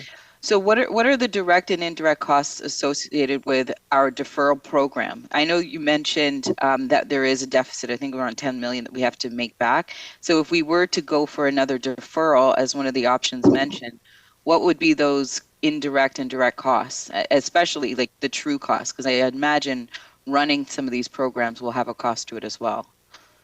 Yeah, okay, through the chair. So the 10.3 million relief that was provided last year is basically lost revenue for the 2020 fiscal year. So we don't need to make that back. That's just part of the fiscal year 2020. Going forward, if we were to do something like option 2, which is what we did last year, it's $1 million a month in revenue that the operating budget for 2021 would lose effectively. In option 3, it's really based on uptake.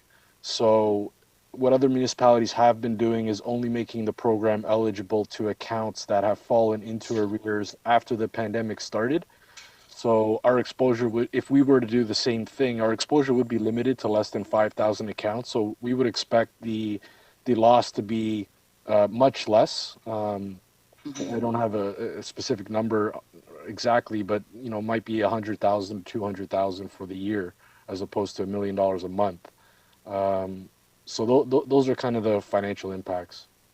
So option 3, it would be like as needs, if people could just apply if they need the service, right, or the deferral. And so you're saying it may not be as impactful if we were to just go with number 2. But regardless of option number 1 and 2, the homeowners will have to pay the deferred property tax at some time. So repayment of outstanding property tax in one lump sum would be, unreasonable. So what are the proposed ideas around how we will ask property owners to pay back those deferred taxes if they were to choose 1 or 3? Or yes. Through the chair, that's the major risk here. So for last year, for example, if you had homeowners that were unable to pay for the entire year and their accounts are now in arrears, and if we were to suspend again for a further year, you could theoretically have a situation where someone is behind almost 3 years of property taxes, and then let's say in 2022 are hit with a huge requirement. So that was staff's main concern about option 2, and even option 3 for those that opt in, is at some point we could be setting up, the individual residents for a shock. Yeah. Well, I think the options that you laid out have been really great to consider. I just think where we have to be so kind of mindful about the impacts, and some of it just doesn't make sense without having really good data in front of us to make a decision off of this. Because the CBC did document that Brampton had 20% of its residents rely on CERB, and we don't know how many businesses are relying on CEBA or rent relief. So I really want to know how disruptive to personal and business recovery discontinuing like an option of a tax referral program would be. Like, I'm wondering if we have sufficient data to really make that decision. However, based on what you're saying, and if you can just like reconfirm that, if we were to give the option 3 to have an application process, the impact could only be in the hundreds of thousands rather than millions. Is that right? Through the chair, if I believe that is correct. If we limit it to the accounts that have been in arrears since the pandemic started, if we opened it up to all accounts, then there are over 25,000 at this point So then we could be approaching the $1 million a month again. I see. So it's And I would just, just, sorry, go on. sorry, if I would just add, like we did review other municipalities, their reports to council, the information that they had available to make their decisions as well. And, you know, our report is consistent with that. Okay. I'm interested in hearing what my colleagues say about this, but I think, you know, if there is a possibility to get more data to really nail down what would be the best option for us, I'm concerned going with option one.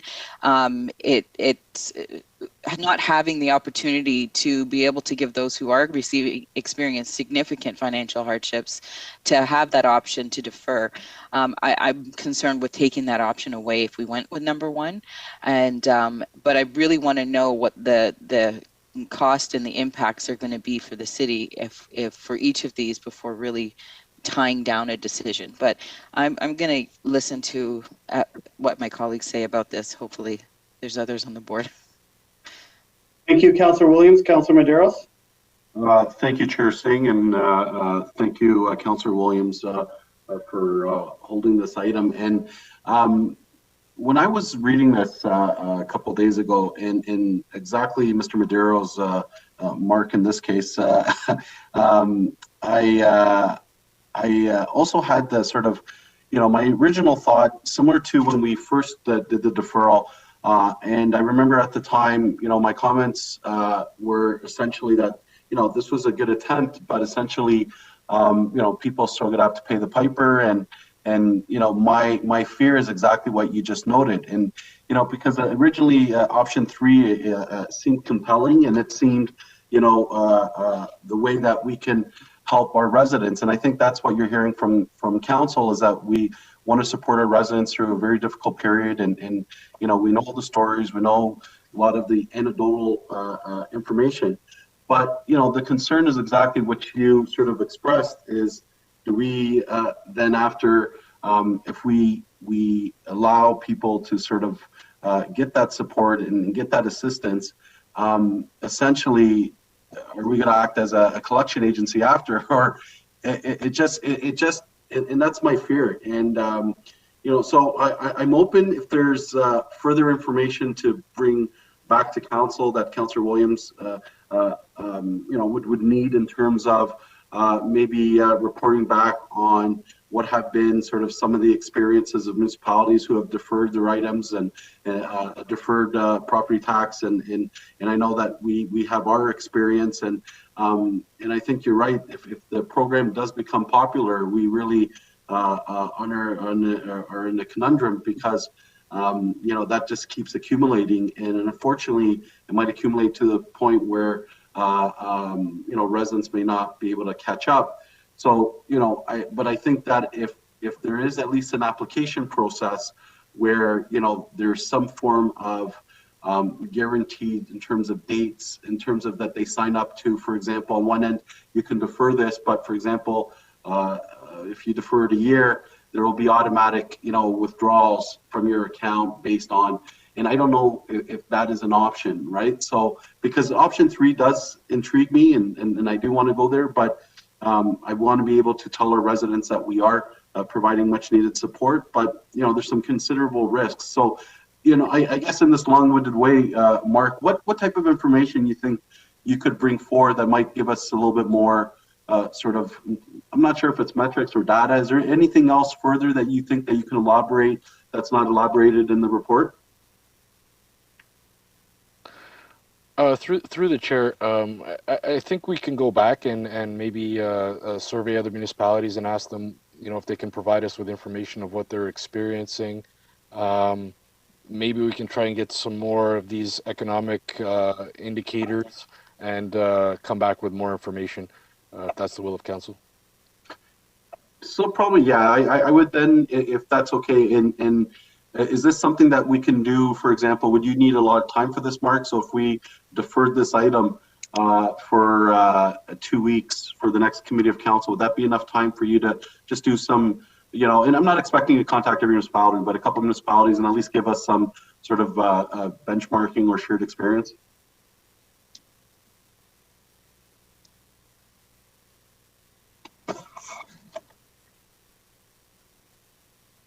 Sorry, Mark.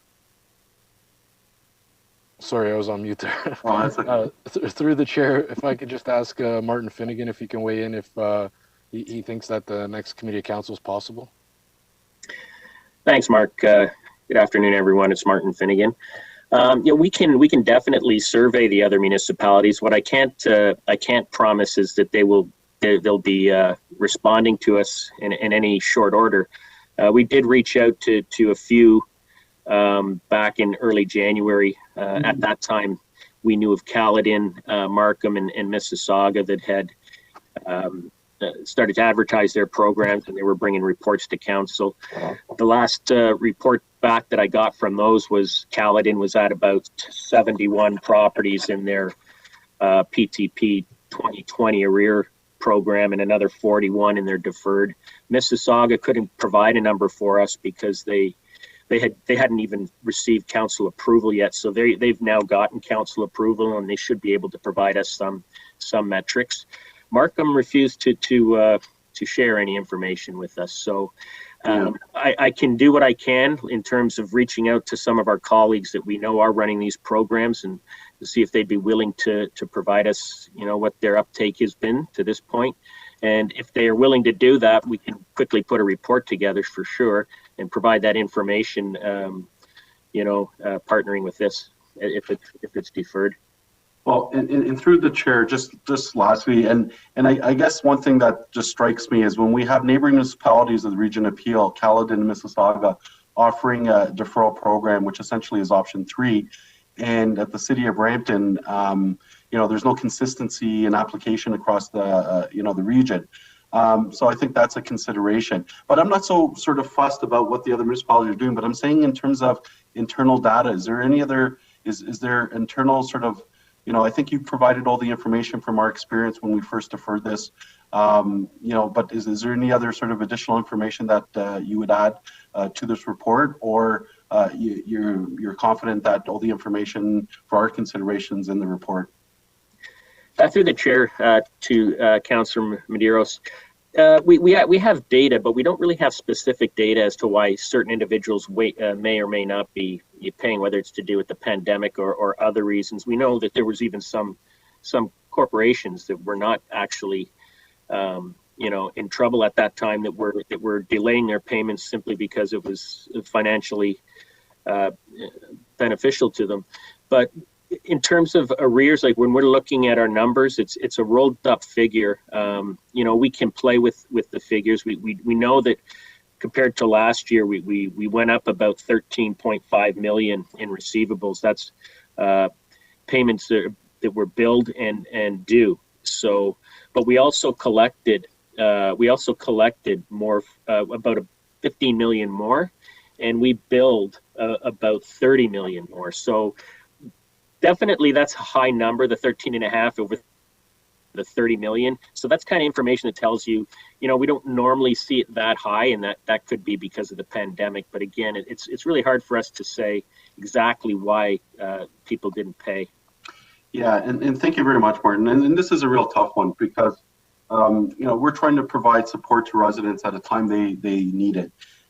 Yet, there's a concern now in terms of, would it be possible with the deferral to come back with sort of in terms of option 3, something a little bit more flushed out? So would I be able to move, and I'll refer to the clerk, where as part of the deferral that a report back come back with a fulsome sort of option 3 for our consideration?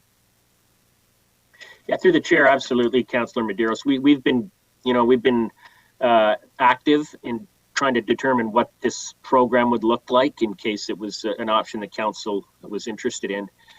We have spoken with our partners in IT, where we think that we could maybe do something similar to Mississauga and offer a more an easier type of intake program rather than looking at various personal financial information. We may be kind of more like an honor system type approach that we can manage electronically. So we could kind of spell out more details about what we're thinking might be a way that if we're going to do this, it will give us a better chance to be successful, and bring that as part of the report. Yeah, and that's what I'll do then. I'll move the deferral with a report back on, and if you can provide more information, option 2, that would be great too. But so I guess it would be in terms of a motion would be a report back with more detailed information on option 2 and option 3. And again, I'll leave it to staff to sort of identify when they have time and maybe sort of give us more detailed information, what would be the required capacity in terms of resources and all that comes with it. So again, I'm not fussed if it's next committee of council or if you as a walk-on in next council. I'll leave it up to staff to determine. So I'd like to move that city clerk, and I'd ask for a recorded vote, please. Through you, Mr. Chair, I just wish to advise committee that it's probably more appropriate that this be a referral as opposed to a deferral. Oh, my apologies, so it's a referral to yes. staff, which allows for a referral debate to occur if there's any other requirements that committee members wish to see in the report back. Yeah, referral's fine. Thank you very much. I was gonna suggest that as well. So we have a referral motion on the floor. Does anybody have any questions? Hearing and seeing none. It's moved by Councilor Medeiros. All those opposed? Oh wait, a recorded vote to the clerk. Recorded vote's been requested on item 11.2.2, the referral motion. All in favor, please indicate. Councilor Santos. Yes. Councilor Vicente. Yes. Councilor Willens. Here. Councilor Paleshi. Yes. Councilor Bowman. Yes. Councilor Medeiros. Yes. Councilor Williams. Yes. Councilor Fortini. Yes. Councilor Dillon. Yes. Mayor Brown. Yes. Chair Singh. Yes. That motion carries unanimously, 11-0.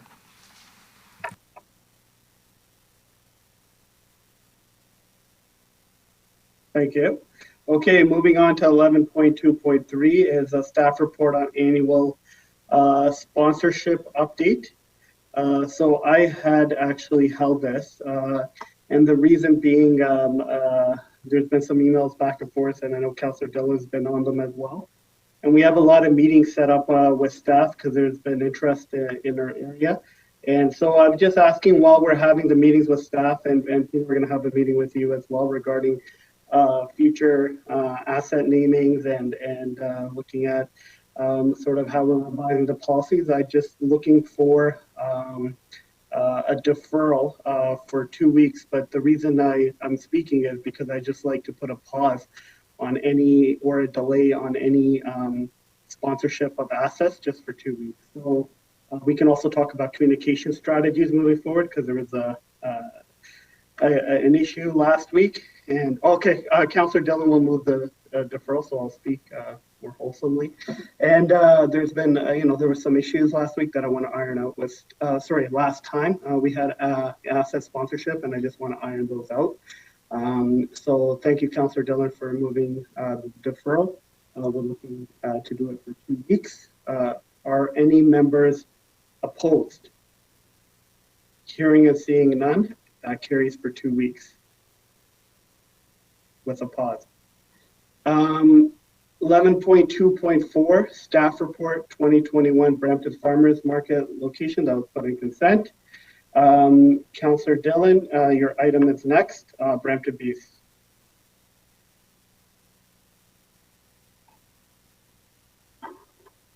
Thank you so much, Chair Singh.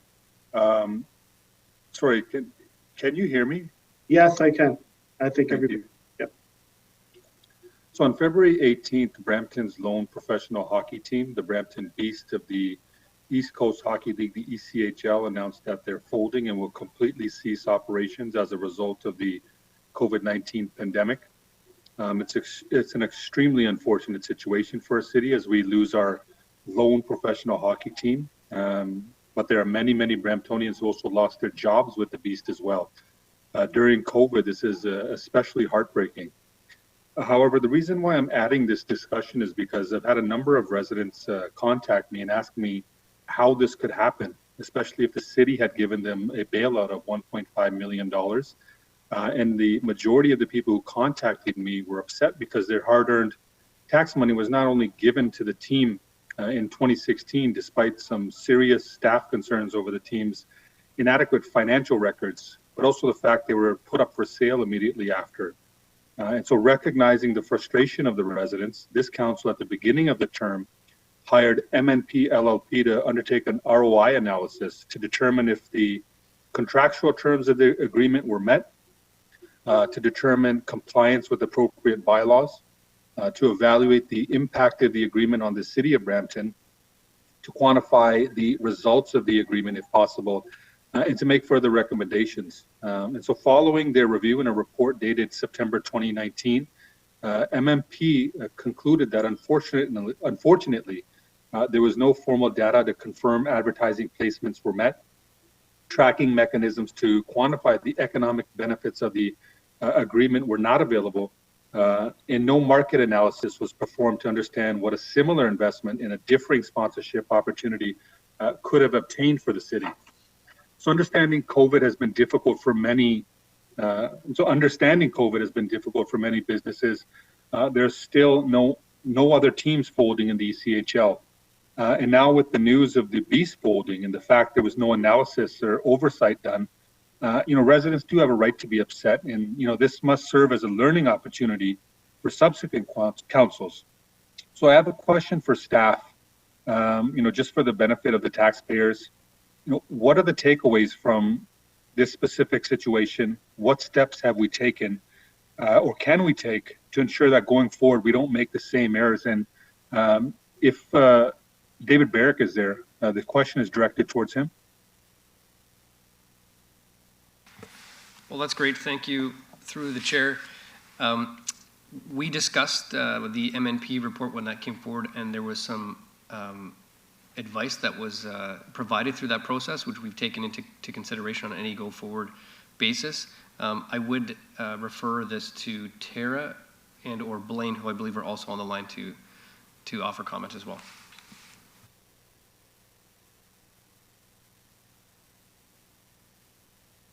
Hi, good afternoon, Mayor and members of Council. Tara Hunter, manager of the city's Sponsorship and Corporate Development Program.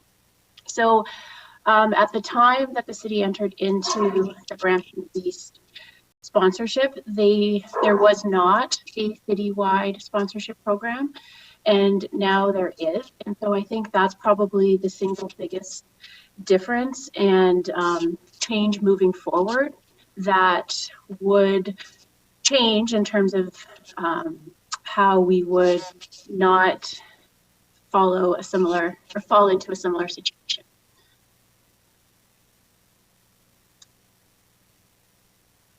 Thank you. Can you kind of just talk about the sponsorship program itself, understanding that we don't want to go down a similar path, but are there specifics that you can just for the benefit of the residents? Sure. So I think when it comes to sponsorship, it is really understanding that there is a mutual exchange of benefits. And so that what is being paid either by the city and in exchange for receiving marketing benefits, or in the case of the city's program where we are selling sponsorship. So we're receiving money and in turn delivering marketing benefits, that you really have that mutual relation, that there is that mutual exchange of benefits. And so I think in the case of the Beast sponsorship, there was a bit of a, it wasn't a true sponsorship where the money paid by the city was in exchange for the marketing benefits delivered. And I think that was what was articulated in the report from MNP. And I appreciate that. And the residents that I've spoken to, it's been a number of them, all they're asking for is accountability going forward. When they read the report, when I read the report as well, saying, there was no formal data to confirm, advertising placements were met, or, that tracking mechanisms to quantify economic benefits were not available. It was a little bit disappointing, but I'm hopeful that even though it is a negative, though none of us wanted to see the actual team fold, and people lose their jobs. But how can we move in a positive direction going forward? And so I appreciate the response, David, and the rest of the staff. Sorry, David and the rest of the staff. Thank you so much. Thank you, Councillor Dillon. Councillor Vicente. Thank you, and thanks, Councillor Dillon, for adding this to the agenda. I was wondering if staff could perhaps, now that this has happened and the Brampton Beast is no longer there, is the city of Brampton exposed in any way? Is there a liability to us, or does this impact the city, or does it only impact the operator of the facility?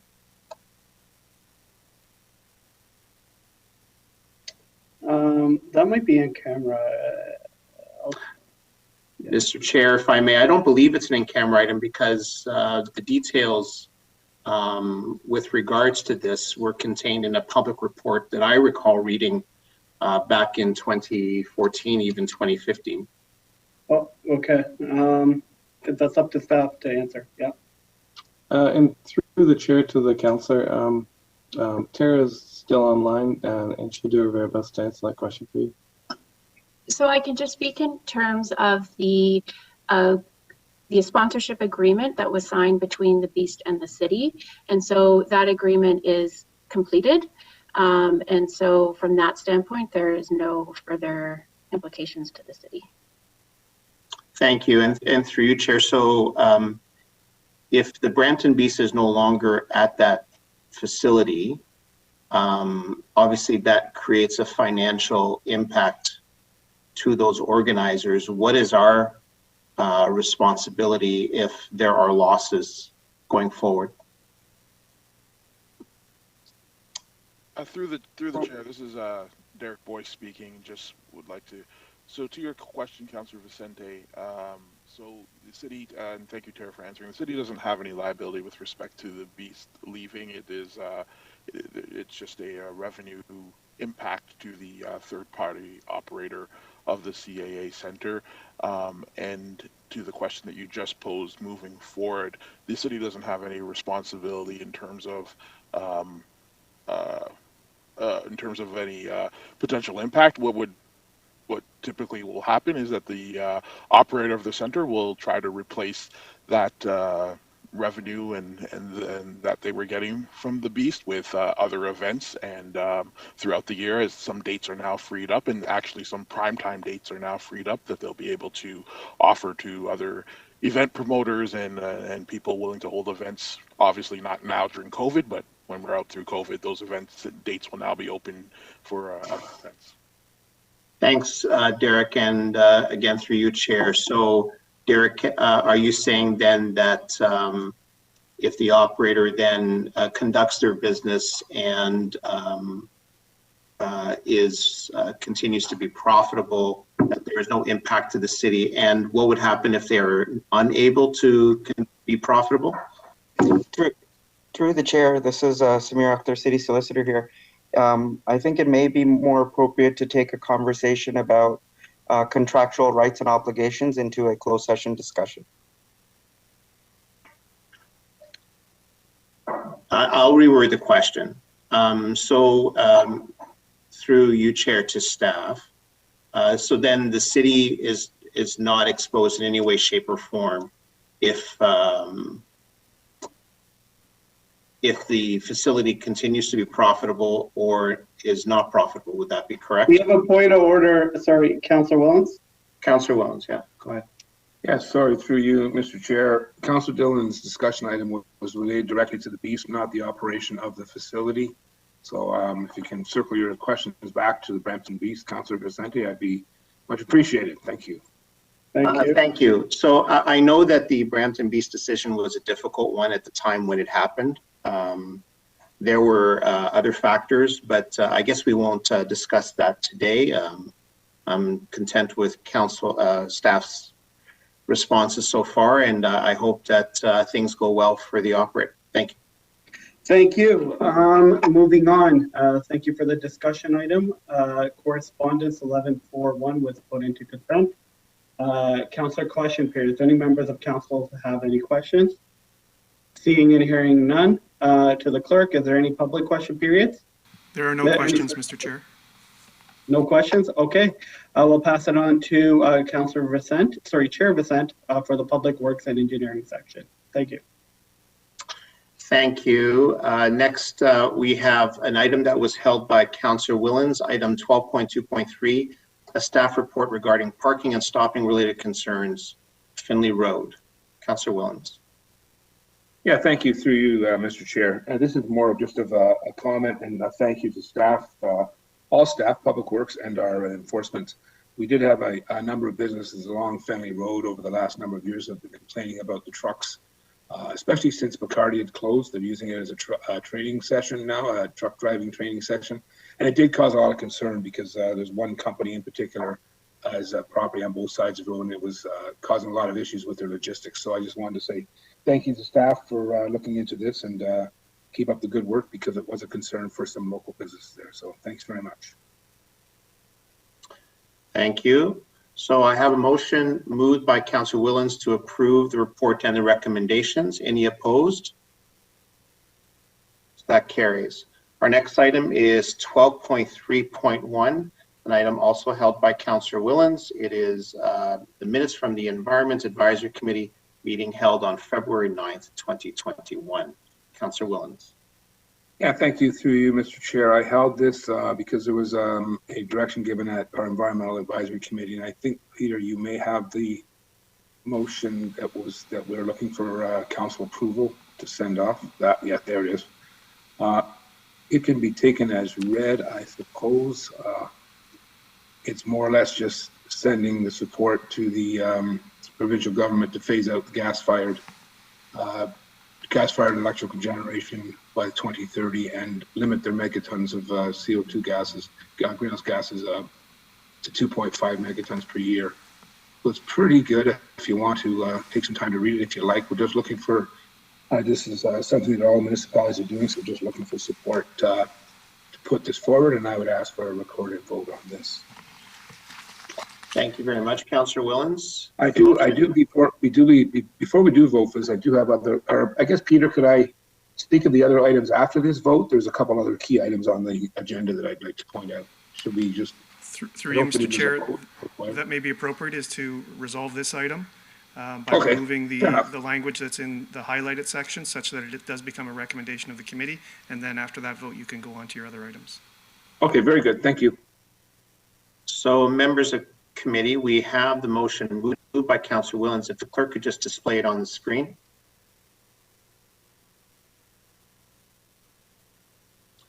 I see no questions with regards to this motion.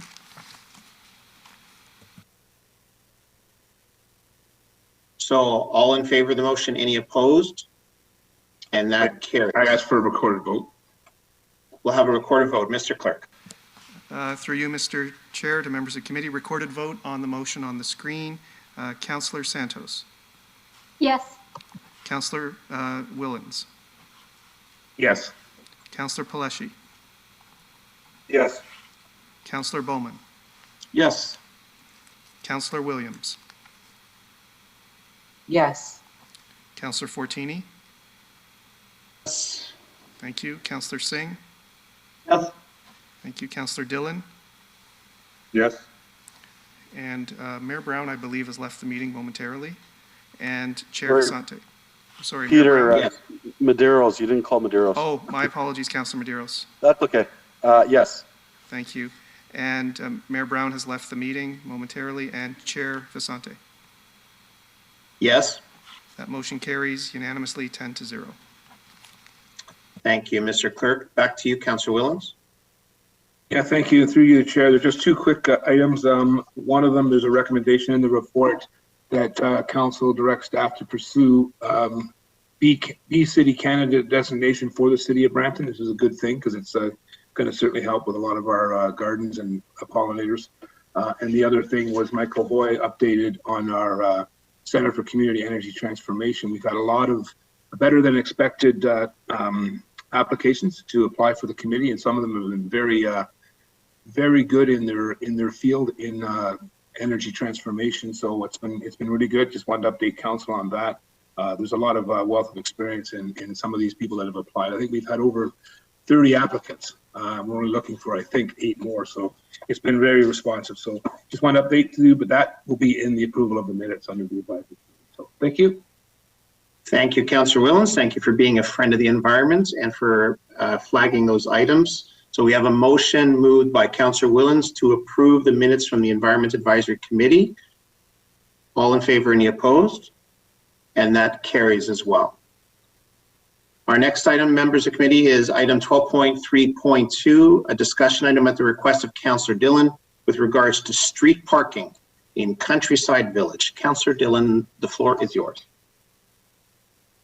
Thank you, Mr. Chair.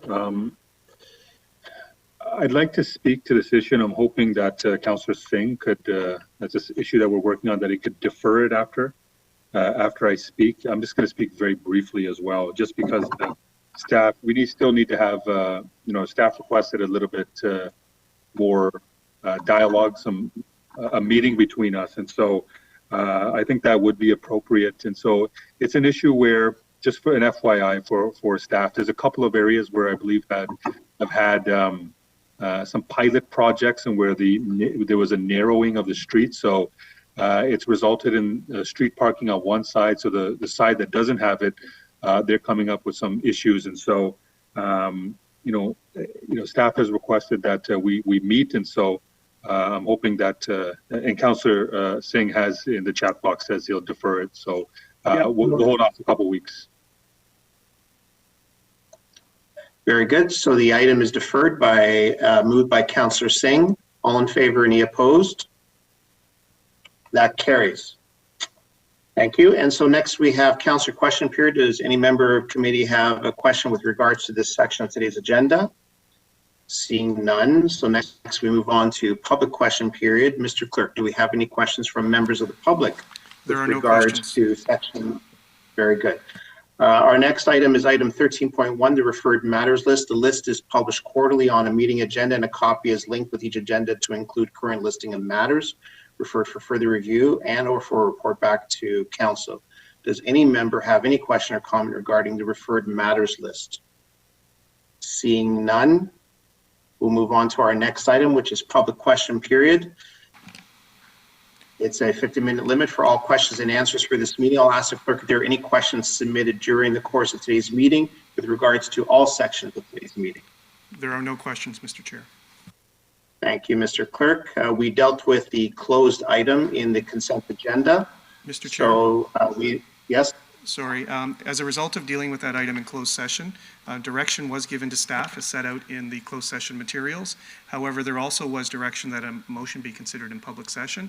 That motion is now on the screen, and we will require a mover to deal with that item. And Charlotte will just bring it up.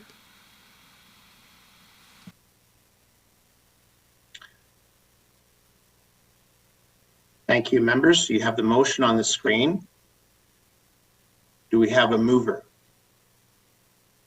Councillor Williams has moved the motion. The motion is on the screen. All in favor, any opposed? And that carries.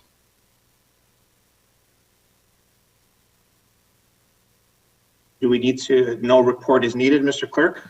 A report is not required as it was added to consent, and this motion has carried. Thank you.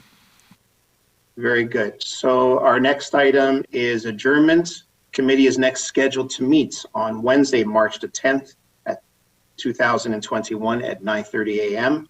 I have a motion moved by Councillor Medeiros to adjourn today's meeting. Is there anyone opposed? That carries. Thank you.